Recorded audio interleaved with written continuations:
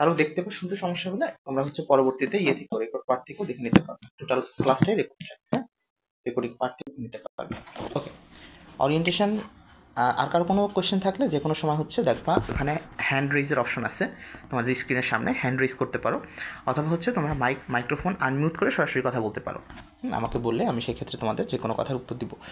আচ্ছা, কোয়েশ্চেন থাকলে অবশ্যই আমাকে বলবা। আমরা সেশনটা খুব বেশি লম্বা করব না, যেহেতু তোমাদের সবারই মোটামুটি পড়া থাকতেছে, শুরু করে দিচ্ছে অনেকেই তোমাদের মধ্যে ম্যাক্সিমাম। আমরা সেশন খুব বেশি লম্বা করব না, আমরা খুব এসেনশিয়াল কিছু কথাবার্তা বলে আমরা শেষ করব। দেন হচ্ছে নেক্সট দিন থেকে আমাদের ইনশাল্লাহ ফুল ক্লাস শুরু হবে।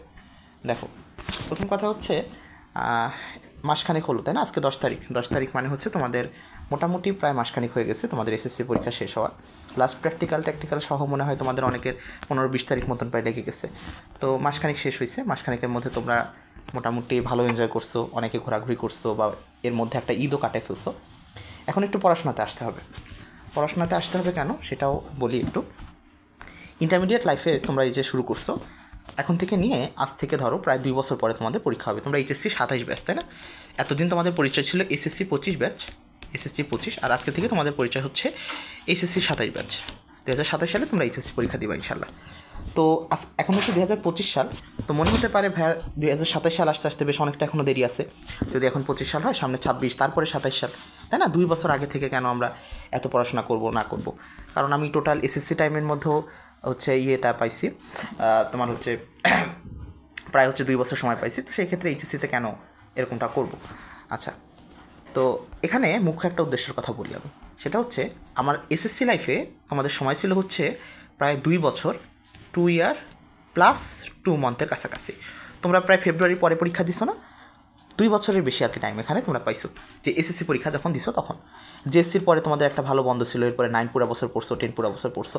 বাট এইচএসসি পরীক্ষাতে, এই যে এইচএসসি 2027 সালে যে তোমরা পরীক্ষাটা দিবা, মানে সিস্টেমেটিক্যালি অফিসিয়ালভাবে তোমাদের টাইম হচ্ছে 18 মাস, 18 মান্থ, 18 মাস টাইম তোমরা অফিসিয়ালি পাবা। এখন এই 18 মাসের মধ্যে তোমাদের 4টা বড় বড় পরীক্ষা ফেস করতে হবে। 4টা বড় বড় পরীক্ষা এখানে ফেস করতে হবে। প্রথম পরীক্ষা হচ্ছে কলেজের হাফ ইয়ারলি, দেন কলেজের ইয়ার ফাইনাল, দেন কলেজের সেকেন্ড ইয়ারের হচ্ছে তোমার একটা প্রি টেস্ট এক্সাম, দেন একটা টেস্ট এক্সাম। এই 4টা কলেজ পরীক্ষা তোমাকে অ্যাটেন্ড করতে হবে। আর 18 মাস পরে গিয়ে তুমি একটা এইচএসসি পরীক্ষা দিবা। তাহলে টোটাল 18 মাস সময়। এর মধ্যে ধরো 4টা পরীক্ষার জন্য মিনিমাম অন্তত, যদি একেবারে কম সময় করেও ধরি 20 দিন করে, তাহলে 20 গুণ 4, 4 দুগুণে মোটামুটি 80 ডেজ এখান দিয়ে চলে যাবে। 80 দিন বলতে তুমি মোটামুটি ধরতে পারো যে 1.5 মাসের মতন একটা সময় এখান থেকে তুমি কাট হয়ে যাচ্ছে। তো 18 মাসের মধ্যে থেকে আমি যদি 1.5 মাস এবং পরীক্ষার আশেপাশে আপস অ্যান্ড ডাউনস মিলিয়ে একটু হিসাব করি, তাহলে 18 মাস থেকে তোমাকে আরও 2 মাস মাইনাস করে দেওয়া হবে। 2 মাস শুধুমাত্র এটা এক্সাম পারপাসে।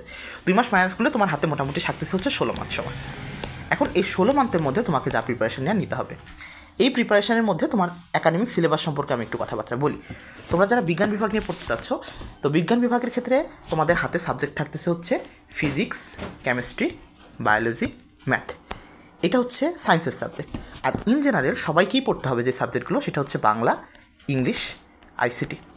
এই 3টা সাবজেক্ট সবার জন্য কমন, এই 3টাকে তুমি বাদ দিতে পারতেছো না, বাংলা, ইংলিশ, আইসিটি। এখন ইন্টারেস্টিংলি হচ্ছে, তোমরা যখন এসএসসি লেভেলে ছিলা, এই ফিজিক্স, কেমিস্ট্রি, বায়োলজি, ম্যাথ তোমাদের এসএসসি লেভেলেও ছিল।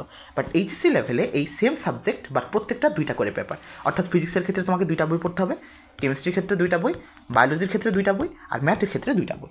তাহলে এখানে টোটাল 8টা বই তোমাকে পড়াশোনা করতে হবে, ইনক্লুডিং বাংলার ক্ষেত্রেও 2টা, ইংলিশের ক্ষেত্রে 2টা, আইসিটির ক্ষেত্রে শুধুমাত্র এখানে একটা বই পড়া তুমি সুযোগ পাচ্ছ। তাহলে আমি যদি বইয়ের হিসাব করি, টোটাল ইন্টারমিডিয়েট লাইফের মধ্যে তোমাকে 2, 4, 6, 8, 10, 12 আর 1, 13টা বই তোমাকে এখানে পড়তে হবে, বইয়ের কথা যদি হিসাব করি। এখন এর মধ্যে অনেকে তোমরা ম্যাথের পরিবর্তে বা বায়োলজির পরিবর্তে বিভিন্ন সাবজেক্ট নাও, এটা নিয়ে কোনো মাথা ব্যথা নেই। আলটিমেটলি কিন্তু সাবজেক্টের পরিমাণ সেমই থাকতেছে, তুমি যেটাই কমাও আর বাড়াও না কেন, টোটাল সাবজেক্টের পরিমাণ তোমার 13টাই থাকবে। এখন প্রশ্ন আসতে পারে, ভাইয়া আমি তো এসএসসি লাইফেও 13টা সাবজেক্টই পড়ে আসছি, ওখানে আমার সমাজ ছিল, ধর্ম ছিল, তাই না, অন্যান্য সাবজেক্টগুলো ছিল, তাহলে এখানে সমস্যাটা কি? এখানে সমস্যা যেটা, সেটা হচ্ছে মেইনলি সাবজেক্টের সাইজগুলো। আগে এসএসসি লেভেলে ফিজিক্সের যে বইটা ছিল তোমাদের, ওরকম 2টা বইয়ের সাইজ হবে ফিজিক্সের ফার্স্ট পেপার বইটা, ওরকম আরও 2টা বইয়ের সাইজ হবে ফিজিক্সের সেকেন্ড পেপার বই। একই রকমভাবে কেমিস্ট্রি, বায়োলজি, ম্যাথের ক্ষেত্রেও সেম কাহিনী। তাহলে এখানে পড়ার কোয়ান্টিটিটা তোমার হচ্ছে এসএসসি লেভেল থেকে অনেকটা বেশি হবে। আমি যদি অন অ্যান অ্যাভারেজ হিসাব করি, এসএসসি থেকে এখানে পড়ার কোয়ান্টিটি 3 গুণ বেশি তোমার। ইন্টারমিডিয়েট লাইফে এসএসসি থেকে পড়ার কোয়ান্টিটি 3 গুণ বেশি, বাট সময় কিন্তু আবার মোটামুটি অনেকটাই কম। ওখানে তুমি 2 বছর 2 মাস সময় যেখানে পাচ্ছিলা, অর্থাৎ 2 বছর বলতে হচ্ছে 24 মাস, আরও 2 মাস করলে 26 মাস, ওখানে ছিল তোমাদের 26 মাস, আর এখানে পাবা তুমি 16 মাস। তাহলে এখানে 10 মাস তোমাকে কম দেওয়া হচ্ছে এবং তোমাকে পড়ার প্রেশার বাড়িয়ে দেওয়া হয়েছে 3 গুণ। তাহলে এই জায়গাটা মাথায় নিয়ে আমাদের পড়াশোনা শুরু করতে হবে। এই জন্য তোমাদের আশেপাশের ফ্রেন্ডদের মধ্যে দেখবা খুব দ্রুত শুরু করে ফেলার একটা টেন্ডেন্সি দেখা যায়। এখন একটা হিসাব তোমাদেরকে দেখাই, সেটা হচ্ছে তোমরা যে এসএসসি 25 ব্যাচ তোমরা যে পরীক্ষা দিছো গত কিছুদিন আগে, তোমাদের সাথে সারা বাংলাদেশে এসএসসি পরীক্ষাতে অংশগ্রহণ করছে প্রায় 14 লক্ষ স্টুডেন্ট, 14 লাখ স্টুডেন্ট, ঠিক আছে, সায়েন্স আর্টস কমার্স মিলিয়ে। এর মধ্যে আমি যদি শুধুমাত্র সায়েন্সের কথা বলি, সায়েন্সের মধ্যে অংশগ্রহণ করছে হচ্ছে প্রায় near about 4 lakh student. 4 lakh student শুধুমাত্র বিজ্ঞান বিভাগ থেকে তোমাদের সাথে এসএসসি পরীক্ষা দিচ্ছে। এই সংখ্যাটা এইচএসসিতে গিয়ে মিনিমাম 3 লাখের কাছাকাছি হবে। 1 লাখ স্টুডেন্ট প্রায় অন্যান্য সাবজেক্টে চলে যায়, কেউ বিদেশে পড়াশোনা করতে চলে যায়, বা কেউ পড়াশোনা বাদ দিয়ে দেয়, বা অনেকে ভোকেশনাল বা টেকনিক্যাল কাজে তাদের চলে যেতে পারে। বাট নিয়ার অ্যাবাউট 3 লক্ষ স্টুডেন্ট তোমার সাথে নেক্সট এইচএসসি পরীক্ষাটা দিবে। এখন তোমার সাথে যে 4 লক্ষ স্টুডেন্ট গত এসএসসি পরীক্ষা দিয়ে আসছে, এখানে একটা হিসাব তোমাকে বলি। এই 4 লক্ষের স্টুডেন্ট 4 লক্ষই যদি জিপিএ 5 পায়, এটা নিয়ে বাংলাদেশ সরকারের কোনো মাথা ব্যথা নাই। 4 লক্ষ স্টুডেন্ট জিপিএ 5 পাক, কোনো সমস্যা নেই, আমাদের শিক্ষার হার সর্বোচ্চ, এটা নিয়ে আমাদের কোনো মাথা ব্যথা নাই, দিতেই পারি আমি। 4 লক্ষ স্টুডেন্ট জিপিএ 5, তুমি বলে বললা পাশের বাসার আন্টিকে আমি জিপিএ 5 পাইছি, আমি গোল্ডেন A+ পাইছি, নট এ বিগ ডিল। কিন্তু এই যে 3 লক্ষ স্টুডেন্ট যারা এইচএসসি দিবে, এই 3 লক্ষ স্টুডেন্ট যারা সামনে এইচএসসি দিবে, এদেরকে যদি আমি সবাইকে জিপিএ 5 দিয়ে দিই, এখানে একটা সমস্যা আছে আমার। কী সমস্যা ভাইয়া? কারণ এই 3 লক্ষ স্টুডেন্ট যখন সায়েন্স থেকে এইচএসসি পরীক্ষা দিবে, তোমাদের সামনে নেক্সট যে জার্নিটা থাকবে সেটার নাম হচ্ছে অ্যাডমিশন। এইটার জন্যই ইন্টারমিডিয়েট টাইমটা এত বেশি ক্রুশাল। দেখো তোমাদের পিরিয়ডটার নাম হচ্ছে ইন্টারমিডিয়েট কথাটার অর্থ হচ্ছে মাঝামাঝি, সামনে একটা কিছু পিছনে একটা কিছু, দুইটার মাঝামাঝি হচ্ছে ইন্টারমিডিয়েট। এখন ইন্টারমিডিয়েটের এই 16 মাস সব থেকে বেশি ক্রুশাল হচ্ছে এই অ্যাডমিশনটার জন্য। একটু কাইন্ডলি মাইক্রোফোন মিউট রাখবা, কোনো কোয়েশ্চেন থাকলে তোমরা পরে আমাকে বলবা। তো এই অ্যাডমিশন পিরিয়ডটার জন্য এটা সব থেকে বেশি খারাপ। এখন অ্যাডমিশনের ভয়াবহতাটা তোমাদেরকে একটু হিসাব করি আমি। বাংলাদেশের প্রেক্ষাপটে তুমি এইচএসসি শেষ করার পরে তোমার হাতে অপশন থাকবে সায়েন্স থেকে তুমি ভার্সিটিতে পড়তে পারো, পাবলিক ভার্সিটি যেটাকে আমরা বলতেছি। তুমি ইঞ্জিনিয়ারিং ভার্সিটিতে পড়তে পারো, engineering varsity including BUET, KUET, RUET, CUET. তুমি বাংলাদেশের মেডিকেল কলেজগুলোতে পড়তে পারো, ডাক্তার হওয়ার জন্য তুমি মেডিকেল কলেজগুলোতে পড়তে পারো। তুমি এগ্রিকালচার ইউনিভার্সিটিতে পড়তে পারো, বাংলাদেশের জন্য এগ্রিকালচার ইউনিভার্সিটিতে। তোমার হাতে মোটামুটি এই অপশনসগুলো থাকবে তুমি যখন অ্যাডমিশন লেভেলে যাবা, অর্থাৎ তুমি যখন এইচএসসি শেষ করবা। তুমি তোমার লাইফকে সামনে ভার্সিটিতে দেখতে পারো, অথবা ইঞ্জিনিয়ারিং ভার্সিটিতে, মেডিকেল কলেজগুলোতে, অথবা এগ্রিকালচার ইউনিভার্সিটিতে। এখন আমি যদি তোমাদের এখান থেকে একটা হিসাব দিই যে এই 4টা প্রতিষ্ঠান বাংলাদেশের হায়ার এডুকেশনের ক্ষেত্রে, এই 4টা প্রতিষ্ঠান মিলে মোটামুটি বাংলাদেশের সিট সংখ্যা হইতেছে, সব মিলিয়ে আমি বলতেছি সরকারিভাবে সিট সংখ্যার পরিমাণ হচ্ছে 60,000, 1660K, 60,000। বাট তোমার সাথে কিন্তু এইচএসসি পরীক্ষা দিবে 3 লক্ষ স্টুডেন্ট। তো 3 লক্ষ স্টুডেন্টের মধ্যে খুব স্বাভাবিকভাবে 2,40,000 স্টুডেন্ট কোনো জায়গাতে ভর্তি হতে পারবে না, কারণ সেই পরিমাণ সিট আমাদের কাছে অ্যাভেলেবল নাই। এসিটা একটু করতাম, এসি বেশি ঠান্ডা লাগতেছে। ওকে, সেই পরিমাণ সিট আমাদের অ্যাভেলেবেল নাই। তাহলে কী করবে ভাইয়া? এই 2,40,000 এরা অনেকে বিদেশে চলে যাবে, অথবা হচ্ছে জাতীয় বিশ্ববিদ্যালয়ে ভর্তি হবে, অথবা দেখবা কেসি কলেজে আবার নেক্সট ভর্তি হয়ে যাচ্ছে, বা আশেপাশে কলেজগুলোতে ভর্তি হচ্ছে। তাহলে আমাদের সামনে একটা বড়সড় যুদ্ধ আসতেছে অ্যাডমিশন জার্নি, কেননা বাংলাদেশে সেই সিট সংখ্যার অভাব। এখন এই যে 3 লক্ষ স্টুডেন্টের কথা বললাম যারা এইচএসসি পরীক্ষা দিবে, এই 3 লক্ষ স্টুডেন্টের মধ্যেও অনেক ভালো করে পড়াশোনা করো। আমাদের বারে যদি হিসাবটা বলি, আমাদের বা সারা বাংলাদেশে প্রায় 1,80,000 স্টুডেন্ট A+ পায়, 1,80,000 স্টুডেন্ট A+ পায়। তো নিঃসন্দেহে 1,80,000 স্টুডেন্ট অনেক ভালো, এটা নিয়ে আমার কোনো সন্দেহ নেই। 1,80,000 স্টুডেন্ট অনেক ভালো বলেই নিশ্চয়ই তারা এইচএসসিতে A+ পাইছে। তো এখন এই A+ পাওয়া স্টুডেন্টগুলো যখন অ্যাডমিশনে গেল, এই 1,80,000 স্টুডেন্টকে কিন্তু সিট দেওয়ার মতন সিট বাংলাদেশ সরকারের নাই। সব মিলিয়ে কত? মাত্র 60,000 সিট আমাদের খাতে আছে। তো 60,000 সিট যদি থাকে, তার মানে 1,80,000 স্টুডেন্টের মধ্যে 1,20,000 না, সরি, হ্যাঁ 60,000 যদি এখান থেকে, ইয়েস, 1,20,000 স্টুডেন্ট কোনো জায়গাতে ভর্তি হওয়ার সুযোগ পাবে না। 1,20,000 স্টুডেন্ট A+ পাওয়ার পরেও তুমি বলবা যে ভাইয়া আমি এসএসসিতে A+ পাইছি, এইচএসসিতে A+ পাইছি, কিন্তু আমার কোনো জায়গাতে চান্স হয়নি। এরকম স্টুডেন্টের সংখ্যা 1-2 জন না, এরকম স্টুডেন্টের সংখ্যা দাঁড়াবে 1,20,000-এর কাছাকাছি। তো তোমাদের অনেকের সেই সংখ্যাটার মধ্যে পড়ে যাওয়ার একটা হাই রিস্ক কিন্তু এখানে থেকে যায়, যেটা এসএসসিতে কখনোই ছিল না। এসএসসিতে যে কথাটা আমি তোমাদেরকে বলছিলাম, তোমাদের সাথে যে 4 লক্ষ স্টুডেন্ট জিপিএ 5 পেয়ে বের হবে, বা 4 লক্ষ স্টুডেন্ট এসএসসি দিল, 4 লক্ষ যদি জিপিএ 5 পায়, সেক্ষেত্রে বাংলাদেশ সরকারের এদেরকে হায়ার এডুকেশন নিয়ে কোনো সমস্যা নেই। বাংলাদেশে প্রচুর পরিমাণে কলেজ আছে, অর্থাৎ এই 4 লক্ষ স্টুডেন্টকে কলেজে ভর্তি করার মতন, সরকারি কলেজে ভর্তি হওয়ার মতন অসংখ্য কলেজ আমাদের কাছে আছে। অর্থাৎ এই 4 লক্ষ স্টুডেন্টের সবাই কলেজে পড়তে পারবে, সেই ক্যাপাসিটি বাংলাদেশে আছে। কিন্তু এই 3 লক্ষ স্টুডেন্টকে হায়ার এডুকেশন দেওয়ার মতন ক্যাপাসিটি আমাদের কাছে নাই। ঠিক আছে? তো এখন এই জায়গাটাতেই মূলত আমাদের সমস্যাটা দাঁড়াইছে। এই জন্য অ্যাডমিশন পিরিয়ডটার জন্যই আমাদের এই ইন্টারমিডিয়েট লেভেলটা এত বেশি ক্রুশাল হয়ে গেছে। এখন আসলে একটু মেডিকেল নিয়ে কথাবার্তা বলি, আমার সেক্টরটা নিয়ে। মেডিকেলে বাংলাদেশে সরকারি বেসরকারি মিলিয়ে প্রায় 11,000 সিট আছে। সারা বাংলাদেশে 11,000 সিট মেডিকেল কলেজে আছে। এর মধ্যে আমি যদি সরকারি মেডিকেল কলেজের কথা বলি, সরকারি মেডিকেল কলেজে 5,380টা সিট, 5,380টা সিট। এর মধ্যে ঢাকা মেডিকেল কলেজে 250টা, সলিমুল্লাহতে 250টা, এইভাবে করতে করতে সবগুলো মেডিকেলে মোটামুটি 250টা, 200টা, 30টা, 20টা, মানে সর্বনিম্ন হচ্ছে তোমার 50টা করে সিট। 50টার কম এখনও নতুন মেডিকেলগুলোতে করেনি, 50টা করে সিট। তো সব মিলিয়ে আমার সিট সংখ্যা তোমার হচ্ছে মেডিকেল কলেজগুলোতে হচ্ছে তোমার হচ্ছে 5,340টা। হ্যাঁ, প্লিজ হ্যান্ড রেজ করছে মনে হয় একজন, তৌসিফুর রহমান, প্লিজ একটু বলো কোনো কোয়েশ্চেন এখান থেকে?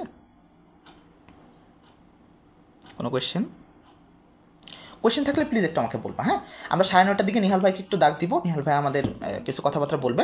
নিহাল ভাই হচ্ছে আমাদের, আমি যে এবার মেডিকেল অ্যাডমিশন দিই সেবার হচ্ছে জাতীয় মেধায় দ্বিতীয় হয়েছিল, সেকেন্ড। একই সাথে নিহাল ভাই সেবার হচ্ছে ঢাকা বিশ্ববিদ্যালয়ে পরীক্ষা দেয়, বুয়েটে পরীক্ষা দেয়। ঢাকা বিশ্ববিদ্যালয়ে সে হচ্ছে সিএসসি পায়, আর বুয়েটের ক্ষেত্রে সিভিল ইঞ্জিনিয়ারিংয়ে ভর্তি হয়। তো অসাধারণ ট্যালেন্টেড একটা ছেলে। তো এই জন্য ভাইয়ের কথাবার্তা শুনলেও সেখান থেকে কিছুটা উপকৃত হবা তোমরা। এই জন্য একটু থাকার চেষ্টা করো। আমরা 1 ঘন্টার বেশি সময় নিব না, প্রায় 10টার মধ্যে ইনশাল্লাহ শেষ করে দিব। 1 ঘন্টা তোমাদের লস হবে না ইনশাল্লাহ। এখন দেখো, যে কথা বলছিলাম যে সরকারি মেডিকেলে 5,380টা সিট, এই 5,380টা সিটের বিপরীতে প্রতি বছর মেডিকেল ভর্তি পরীক্ষা দেয়। আমারবার যদি হিসাব করি, আমি যেবার মেডিকেল ভর্তি পরীক্ষা দিয়েছিলাম, সেইবার মেডিকেল ভর্তি পরীক্ষাতে অংশগ্রহণ করছিল 1,40,000, 1,40,000 স্টুডেন্ট। 1,40,000 স্টুডেন্ট কম্পিটিট করে 5,380টা সিটের জন্য। তো সেক্ষেত্রে আমি যদি হিসাব করি, প্রতি একটা সিটের জন্য কম্পিটিশন দাঁড়ায় হচ্ছে 32 জনের। অর্থাৎ একটা ক্লাস, যে ক্লাসে 32টা স্টুডেন্ট আছে, সেই ক্লাসের 31টা স্টুডেন্টই ফেলিওর, একটা স্টুডেন্ট মাত্র একটা সিট পাবে। তো বুঝতে পারতেছো কম্পিটিশনটা এখানে কতটা বেশি তীব্র। ঢাকা বিশ্ববিদ্যালয়ের কথা বললে সেম পরিমাণ। ঢাকা বিশ্ববিদ্যালয়ে নেয়ার অ্যাবাউট 1800 থেকে 1900 কাছাকাছি সিট, প্রতি বছর কিছু না কিছু বাড়তেছে। সেখানেও প্রায় 1 লাখ প্লাস স্টুডেন্ট অংশগ্রহণ করে, 1 লাখ প্লাস। তো সেখানেও দেখা যায় যে প্রতিটা সিটের জন্য প্রায় 62 জন করে, 62 জন একটা সিটের বিপরীতে অংশগ্রহণ করে।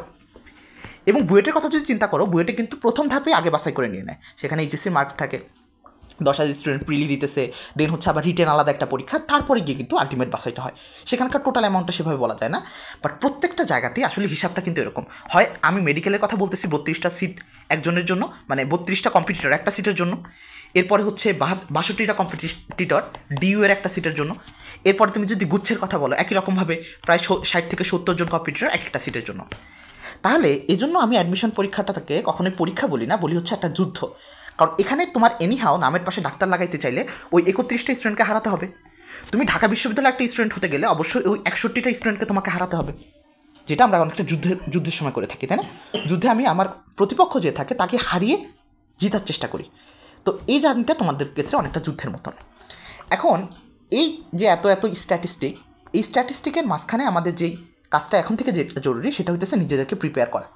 কারণ তুমি বুঝতেই পারতেছো সামনে তোমার হাতে যেই পরীক্ষাগুলো আছে, অর্থাৎ এইচএসসি আর অ্যাডমিশন, এই দুইটা জার্নিতে ভালো করার জন্য তোমাকে অবশ্যই নিজেকে প্রিপেয়ার করতে হবে। উইদাউট প্রিপারেশান তুমি যদি যুদ্ধে নামো, তাহলে তোমাকে একবারে ফু দিয়ে উড়ে ফেলা সম্ভব।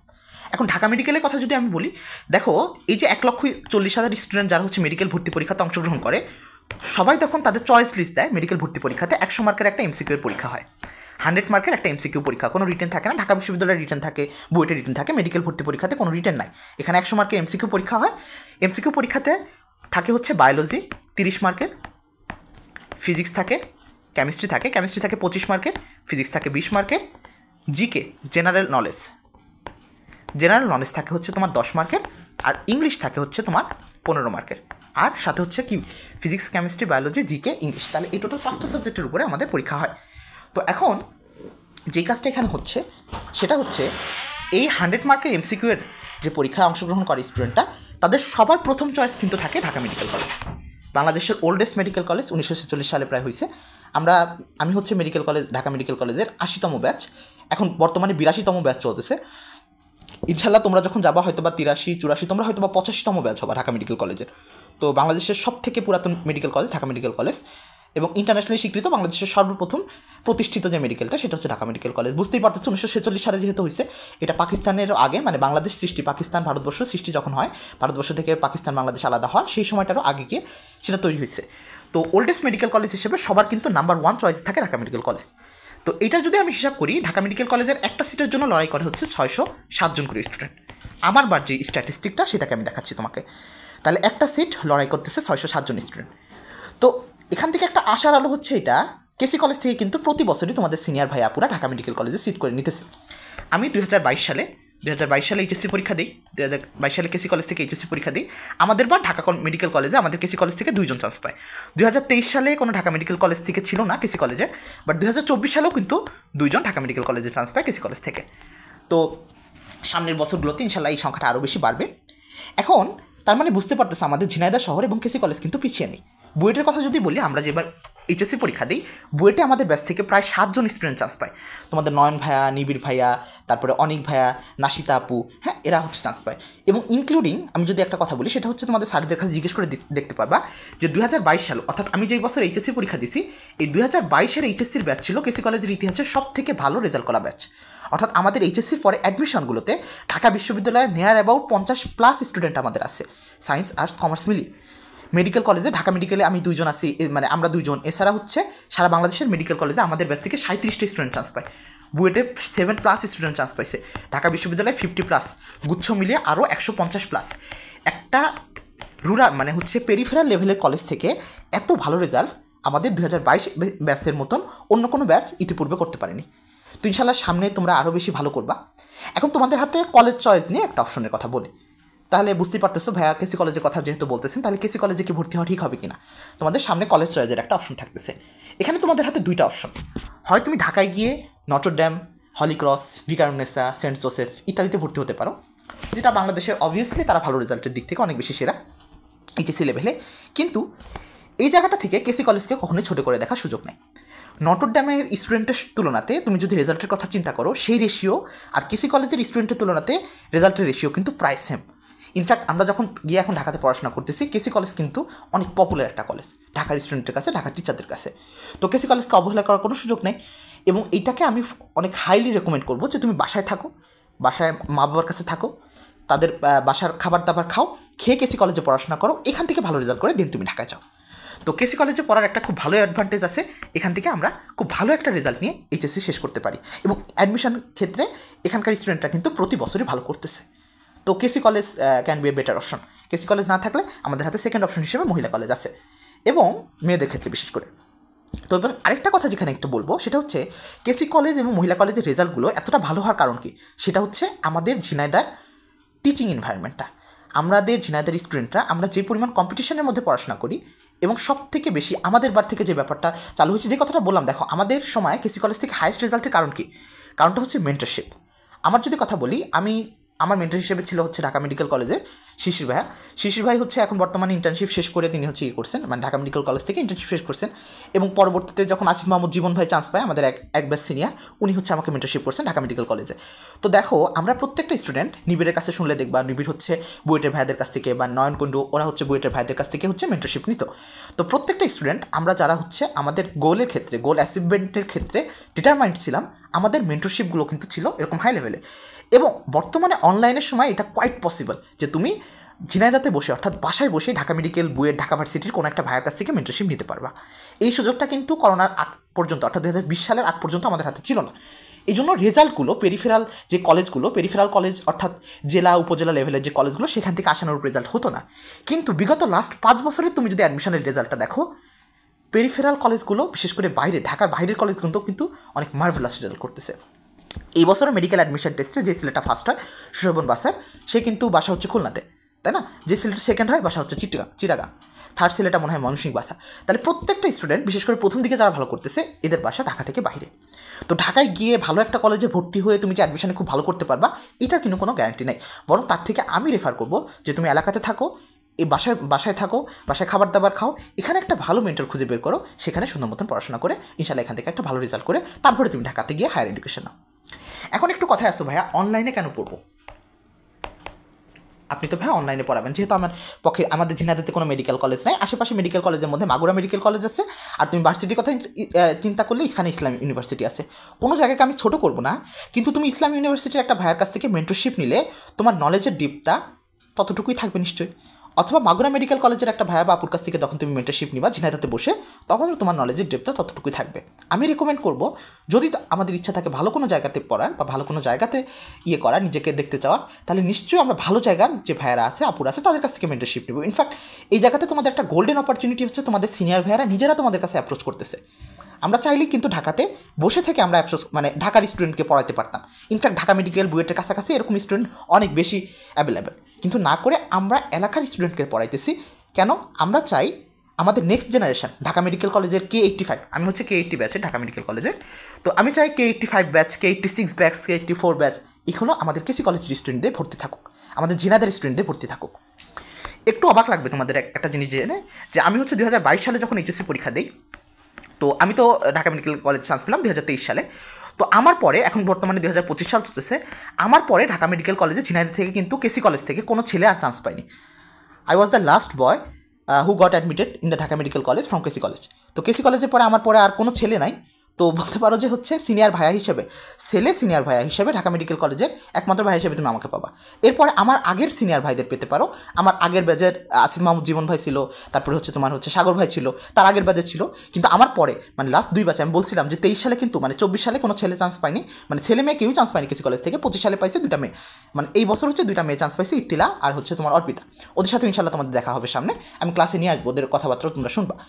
তো এই জন্য তোমাদের হাতে মোটামুটি ভালো একটা অপরচুনিটিস আছে, যেহেতু আমি অনলাইনে পড়াই এবং দীর্ঘদিন ধরে কাজ করতেছি অনলাইনে তোমাদের স্টুডেন্টকে নিয়ে। তোমরা হচ্ছে ইন্টারপয়েন্ট 4.0 ব্যাচ। এর আগে আমি 2023 সালে যে এবার মেডিকেল অ্যাডমিশন শেষ করি, সেই বছর থেকেই পড়ানো শুরু করি স্টুডেন্টদেরকে, এবং এটা আমার কাছে খুব ভালো লাগে স্টুডেন্টকে মেন্টারশিপ করতে, তাদের বায়োলজি বুঝাইতে, অথবা যে কঠিন জায়গাগুলো ছিল সেগুলোকে তাদের ক্ষেত্রে সহজ করে দেওয়ার ক্ষেত্রে এটা আমার প্যাশন বলতে পারো কাইন্ড অফ। তো গত 3টা ব্যাচ মনিটরিং করার পরে তোমাদের ইন্টারপয়েন্ট 4.0 হচ্ছে আমাদের নেক্সট ব্যাচটা। তো এখন কথা হচ্ছে ভাই অনলাইনে কেন পড়বো? প্রথম কথা যেটা বলছিলাম ভাইয়া, ঝিনাইদহ থেকে তুমি সেই ঢাকার মানের স্টুডেন্ট, অর্থাৎ ঢাকার নটরডেম কলেজ অথবা ভিকারুন্নেসা কলেজের একটা স্টুডেন্ট ঢাকা মেডিকেলের ভাইয়াকে বাসায় রেখে যে সার্ভিসটা পাচ্ছে, তুমি ঝিনাইদহ থেকে অনলাইনে সেই সার্ভিসটা পাওয়া সম্ভব। 1 নম্বর কথা, সার্ভিসের জন্য তোমাকে অনলাইনে আসতে হবে, এটা তো আমি তোমাকে ভাইয়া অফলাইনে দিতে পারবো না, আমি তো ঢাকা থেকে ঝিনাইদহতে এসে তোমাকে পড়াতে পারবো না। দ্বিতীয় কথা, অনলাইনে ক্লাসগুলো অনেক বেশি ইন্টারেক্টিভ। দেখো, আমি তোমাকে সরাসরি বোর্ড দেখে দেখাতে পাচ্ছি। আমি যদি এই ওরিয়েন্টেশন ক্লাসটা অফলাইনে নিতাম, যদি মনে করো সেখানে 50 থেকে 60 জন স্টুডেন্ট হতো, তাদের মধ্যে তুমি ভিড়ভাট্টার মধ্যে অনেক কথা শুনতে পারতা না, আমার কথা কেউ দেখতে পারত না, আমার বোর্ডও অনেকে দেখতে পারত না, আমার কথাগুলো স্পষ্টও শোনা যেত না। তুমি এখন পড়ার টেবিলে বসে আসো, তোমার চোখের সামনে ফোন আছে, আমার বোর্ডটা স্পষ্ট দেখতে পাচ্ছ, আমার কথাগুলো স্পষ্ট শুনতে পাচ্ছ। ঠিক আছে? গেম খেলতে মন চায়, আচ্ছা ঠিক আছে ভাই, এটার আমরা আসতেছি, সমাধানে আসতেছি। এখন দেখো, তাহলে দ্বিতীয় কথা হচ্ছে তোমার অনেক বেশি অ্যাভেলেবিলিটি পাচ্ছ। 3 নম্বর পয়েন্ট, অনলাইনে ম্যাটেরিয়ালসগুলো খুব বেশি অ্যাভেলেবেল। প্রত্যেকটা রাইটারের বই, আমরা বলছিলাম এইচএসসি লেভেলে দেখো, তুমি যখন এসএসসিতে ছিলা তোমার কিন্তু বোর্ড থেকে কয়েকটা বই নির্ধারিত করা ছিল, ফিজিক্স, কেমিস্ট্রি, বায়োলজি, তারপরে হচ্ছে বাংলা, ইংলিশ, আইসিটি, প্রত্যেকটা ক্ষেত্রে তোমার বোর্ড থেকে একটা করে বই দিয়ে দিছিল। এইচএসসি লেভেলে আমাদের কিন্তু বোর্ডের কোনো বই নেই।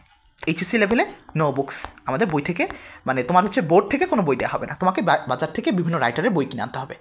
যেহেতু বাজার থেকে বিভিন্ন রাইটারের বই তোমাকে এখানে কিনতে হচ্ছে, তাহলে তোমার হাতে অনেক বেশি অপরচুনিটি আছে বিভিন্ন বই থেকে প্রশ্ন আসার। আমি একটা সামারি তোমাদেরকে বলি, এইচএসসিতে যে বায়োলজি বইটা আমরা পড়ি, বায়োলজি ফার্স্ট পেপার এবং বায়োলজি সেকেন্ড পেপার, এই ফার্স্ট পেপারে বাজারে অ্যাভেলেবেল 37টা রাইটারের বই আছে, এবং সেকেন্ড পেপারেও অ্যাভেলেবেল 37টা রাইটারের বই আছে। তুমি কয়টা রাইটার পড়তে পারবা? কয়টা রাইটার তোমার কাছে পড়া পসিবল? সম্ভব? আমরা বাজার থেকে কেবলমাত্র একটা রাইটার বই কিনবো ফার্স্ট পেপারের জন্য, সেকেন্ড পেপারের জন্য একটা রাইটারের বই কিনবো, বাকি 36টা রাইটারে কী হবে? হ্যাঁ প্লিজ শাহরুখ, কেউ মনে হয় একজন রেইজান করছো, কিছু কোয়েশ্চেন আছে অবশ্যই বলো, রেইজান করলে কোয়েশ্চেন বলো। ভাইয়া আপনার যখন ক্লাস করছি আমার আম্মু এখনো বলছে আমি গেম খেলছি। ওকে, এই যে এটা একটা সমস্যা, এই যে দেখো, এই যে ইন্টারেক্টিভের যে ব্যাপারটা, অনলাইন ইন্টারেক্টিভ, বাসার প্যারেন্টসদের কাছে অনেকের চিন্তা হচ্ছে তুমি যখন ফোন নিয়ে ক্লাস করতেছো বা ফোন নিয়ে বসে আসো, তুমি ক্লাস করতেছো না অন্য কোনো কাজ করতেছো। এখন এইটা তো আমাদেরকে গার্জিয়ানকে বোঝাতে হবে যে না, আমি অবশ্যই সেটা যখন তারা দেখবে যে তুমি না আস্তে আস্তে তোমার পড়াশোনাতে ডেভেলপড হচ্ছে, এটার প্রমাণ তুমি পড়াশোনা দিয়ে দিবা, তাই না? এটা তো একদিনে হবে না, অবশ্যই পড়াশোনা দিয়ে আস্তে আস্তে সেই প্রমাণটা হবে। এবং অনলাইনে যে আমি ফিচার্সগুলোর কথা তোমাকে বলতেছিলাম, যে এখানে আমি ফিচারগুলো শেষ করি, তারপরে ইনশাল্লাহ এই জায়গাটা তোমাদের ক্লিয়ার হয়ে যাবে। এখানে যে 37টা রাইটারের মধ্যে তুমি একটা রাইটারের বই কিনবা, বাকি যে 36টা রাইটারের বইয়ের ইনফরমেশন বা এক্সট্রা যত রাইটারের বইয়ের ইনফরমেশন সেটা আমি অনলাইনে তোমাকে দিতে পারবো। আমি প্রত্যেকটা বইয়ের পিডিএফ তোমাকে দিয়ে দিব, প্রত্যেকটা নোটসের পিডিএফ তোমাকে দিয়ে দিব, প্রত্যেকটা এমসিকিউ সলভের জন্য পিডিএফ দিয়ে দিব। আলাদা করে বাজার থেকে তোমাকে বই কিনতে হচ্ছে না, আলাদা করে প্র্যাকটিস নোট কিনতে হচ্ছে না, কোনো কিছু কিনা লাগতেছে না, অনেক বেশি কস্ট ইফেক্টিভভাবে তুমি পড়তে পারতেছো। অনলাইনে পড়ে তুমি ঢাকা মেডিকেলের একটা ভাইয়ার কাছ থেকে মান্থলি নিয়ার অ্যাবাউট 1000, প্রায় 1000 কাছাকাছি, আমি অনলাইন ব্যাচগুলোতে এরকমই পেমেন্ট নেই, 1000 টাকায় বা তার কাছে, মানে যেই দামে বা যেই খরচে, যেই বেতন দিয়ে তুমি একটা কলেজের স্যারেদের কাছে পড়তেছো, সেই একই খরচে তুমি বাসায় বসে ঢাকা মেডিকেল কলেজ, বুয়েট অথবা ঢাকা ভার্সিটি একটা ভাইয়ের কাছে পড়তে পারতেছো। এই সুযোগ থেকে আর ভালো সুযোগ কী হতে পারে? আমরাই যখন ঢাকাতে গিয়ে পড়াই বা বাসাতে গিয়ে পড়াই, আমাদের ঢাকা মেডিকেল কলেজের মিনিমাম চার্জ শুরু হয় 20,000-এর কাছাকাছি, 18 থেকে 20,000 করে। তো তুমি আমাকে বাসায় রেখে যখন পড়াবা 18 থেকে 20,000 টাকা দিয়ে, সেই খরচটা অনেক বেশি কমে যাচ্ছে যখন তুমি অনলাইনে পড়তেছো। ইনফ্যাক্ট একই রকম সেবা তুমি পাচ্ছ, কারণ তুমি ব্যাচে পড়তো। এখানে তোমার যাতায়াত খরচটা বেঁচে যাচ্ছে ভাইয়া, যাতায়াতের সময়টা বেঁচে যাচ্ছে। একটা টিচারের কাছে যাওয়ার জন্য একটা সময় লাগে, আসার জন্য সময় লাগে। মেয়েদের ক্ষেত্রে আরও একটু সমস্যা, রিক্সাতে যাওয়া লাগে, আলাদা করে গেট আপ নেওয়া, বিশেষ করে যারা বোরখা টোরখা পড়ো, তো আলাদা করে গেট আপ হওয়া, আর গরমের মধ্যে তো কোনো কথাই নেই। যাওয়া আসা মিনিমাম না হলেও একেবারে বাসার কাছে হলো আধা ঘন্টা থেকে 40 মিনিট যাওয়া আসার সময় লাগে তোমার। এই সময়টা টোটালি তোমার বেঁচে যাচ্ছে তুমি যদি অনলাইনে পড়ো, ঠিক আছে? আরও একটা ফ্যাসিলিটির কথা বলি, সেটা হচ্ছে অনলাইনে ডেইলি এক্সামের যে ব্যাপারটা। একটা টিচারের কাছে এক্সাম ডেইলি বা উইকলি যখন হয়, এক্সামে ফাঁকি দেওয়ার অনেক সুযোগ থাকে। তুমি আজকে গেলা না, এক্সাম মিস তোমার, কিন্তু অনলাইনে এক্সাম তুমি মিস করে যাবা কোথায়? এখানে তো তুমি বলতে পারবে না ভাই আমি অসুস্থ ছিলাম, আসতে পারিনি, না, এক্সামের লিঙ্ক তোমার কাছে পৌঁছে যাবে, তোমার বাবা মার কাছে মেসেজ পৌঁছে যাবে। তুমি প্রত্যেকটা এক্সাম দিবা, যেই রেজাল্টটা করবা, যে পজিশনটা তুমি পাবা, প্রত্যেকটা এক্সামের মার্কস তোমার আব্বু আম্মুর কাছে পৌঁছে যাবে। আব্বু আম্মু বুঝবে যে না, তুমি ফোনে গেমস খেলতেছো না ভাই, তুমি ফোনে পড়াশোনাই করতেছো। এবং তুমি ফোনে পড়াশোনা কতটুকু করতেছো সেটা তোমার রেজাল্ট দেখে আব্বু আম্মু বুঝতে পারবে, তোমার পজিশন থেকে বুঝতে পারবে। তুমি যখন 30 জন স্টুডেন্ট 50 জন স্টুডেন্টের মাঝখানে পরীক্ষা দিবা, তোমার রেজাল্ট যখন ভালো থাকবে, তোমার আব্বু আম্মু নিশ্চয়ই বুঝবে যে তুমি সেখানে ভালো করতেছো। রেজাল্ট খারাপ, তোমার আব্বু আম্মু বুঝে নেবে তুমি ভালো করতে পারতেছো না। Yes, please question any. ভাইয়া পজিশন দেখলে তো আরো সমস্যা। পজিশন দেখলে, এই যে পজিশন দেখলে সমস্যা, তোমাকে বকা দিবে, তার মানে তোমার পড়াশোনা হচ্ছে না। এরপরে তুমি যদি নিজে শুধরাও নিজের জন্য, তাহলে সেটা তোমার জন্য বেটার। আর না শুধরাতে পারলে সেটা তো গেল। ওই যে বললাম তো, এখানে ফেলিওর হওয়া খুব সহজ ভাইয়া, বিশেষ করে দেখো এখানে ফেলিওর হওয়া খুবই সহজ। ওই যে বললাম না, 32টা স্টুডেন্টের মধ্যে একটা স্টুডেন্ট চান্স পাচ্ছে, বাকি 31 জনের মধ্যে পড়া, বিশ্বাস করো অনেক বেশি সহজ। ঢাকা বিশ্ববিদ্যালয়ে যেই 62 জন স্টুডেন্টের মধ্যে একজন চান্স পাচ্ছে, বাকি 61 জনের মধ্যে পড়া খুব সহজ। তুমি জাস্ট কয়েকদিন ফেসবুক স্ক্রল করবা, এসএসসি লাইফটা চিল করে কাটাবা, বন্ধুদের সাথে রিল্যাক্স করে কাটাবা, খুবই সহজ ওইটার মধ্যে পড়া, ঠিক আছে? আব্বু আম্মুর কথা শোনাও খুব সহজ, ফেলিয়ারের মধ্যে পড়া খুব সহজ। এখানে তো আমরা ফেলিয়ার নিয়ে কথাবার্তা বলতেছি না, আমরা চাচ্ছি ওই 1% স্টুডেন্টকে গেইন করতে। আমার ঝিনাইদার ওই 1% ভাই আপুকে নিয়ে আমি কাজ করতে চাইতেছি, যারা ওই 32 জনের মধ্যে একজন হবে, যারা ওই 62 জনের মধ্যে একজন হবে। তাহলে তো এটা সবার জন্য না, নিশ্চয়ই, তাই না? সবার জন্য না। হুজুগে মাতাল হয়ে তো স্টুডেন্টরা টিচারদের কাছে যাবে, কলেজের টিচারদের কাছে। দেখো কলেজের টিচারদের কাছে কিন্তু একটা ব্যাচে 50 জন, 60 জন, 40 জন করে স্টুডেন্ট, 40 জনের মধ্যে সবাই ভালো করতেছে না। হুজুগে মাতাল হয়ে ওই যে যায় তো সবাই। এই জন্যই তো দেখো ফেলিওর বা চান্স না পাওয়ার স্টুডেন্টের সংখ্যাটাই কিন্তু বেশি।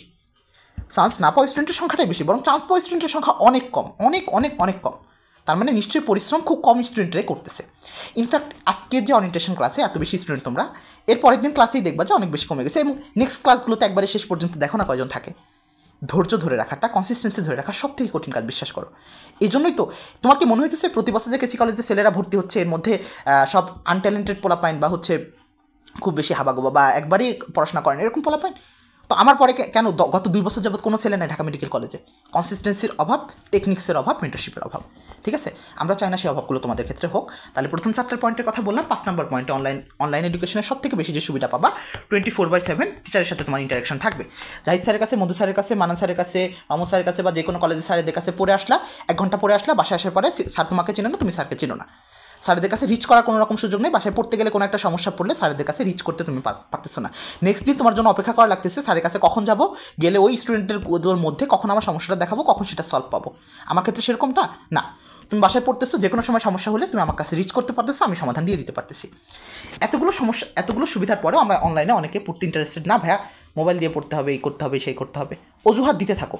কোনো সমস্যা নেই ভাইয়া, বলছিলাম তো অজুহাত দিয়ে পিছায় যাওয়া স্টুডেন্টের সংখ্যা অনেক বেশি থাকবে ইনশাল্লাহ, শেষ পর্যন্ত থাকে এটা, ঠিক আছে। কিন্তু এর মধ্যেই যারা বের করে নিয়ে আসতে পারবে, আমি বছর একটা গল্প বলি তোমাদেরকে। আমাদের ঢাকা মেডিকেলে এই বছর স্টুডেন্ট অর্থাৎ K82 ব্যাচে একটা ছেলে চান্স পাইছে। হ্যাঁ, ছেলেটার বাসা হচ্ছে বরগুনাতে, মেবি বরিশালে কোনো একটা জেলাতে, বরগুনায় মনে হয় শুনছিলাম, বরগুনাতে। তো ছেলেটার বাবা হচ্ছে একটা হোটেলে কাজ করে, হোটেলে পুরীর দোকানে কাজ করে, মানে ওর বাবার কাজ হচ্ছে হোটেলে পুরি বানানো, পুরি তৈরি করে, এবং মা হচ্ছে গৃহিণী, জাস্ট ছোটোখাটো একটা হোটেল চালায়। তো ছেলেটার হাতে এতটা পরিমাণ টাকা পয়সাও ছিল না যে কলেজের টিচারদের কাছে পড়বে, এবং সে যে রুরাল লেভেলে সেখানে কোনো আলাদা করে ভালো কলেজের টিচারও নাই। ছেলেটা জাস্ট কী করছে, সে অনলাইনে কয়েকটা কোর্স কিনছে, ভাইয়াদের মেন্টরশিপে নিছে। বরগুনাতে থেকে সেই স্টুডেন্টটা টোটাল একাডেমিক টাইম এবং অ্যাডমিশন টাইম জাস্ট মোবাইল, তার হাতে একটা মোবাইল ছিল, কয়েকটা বই ছিল, মোবাইলে পড়াশোনা করছে।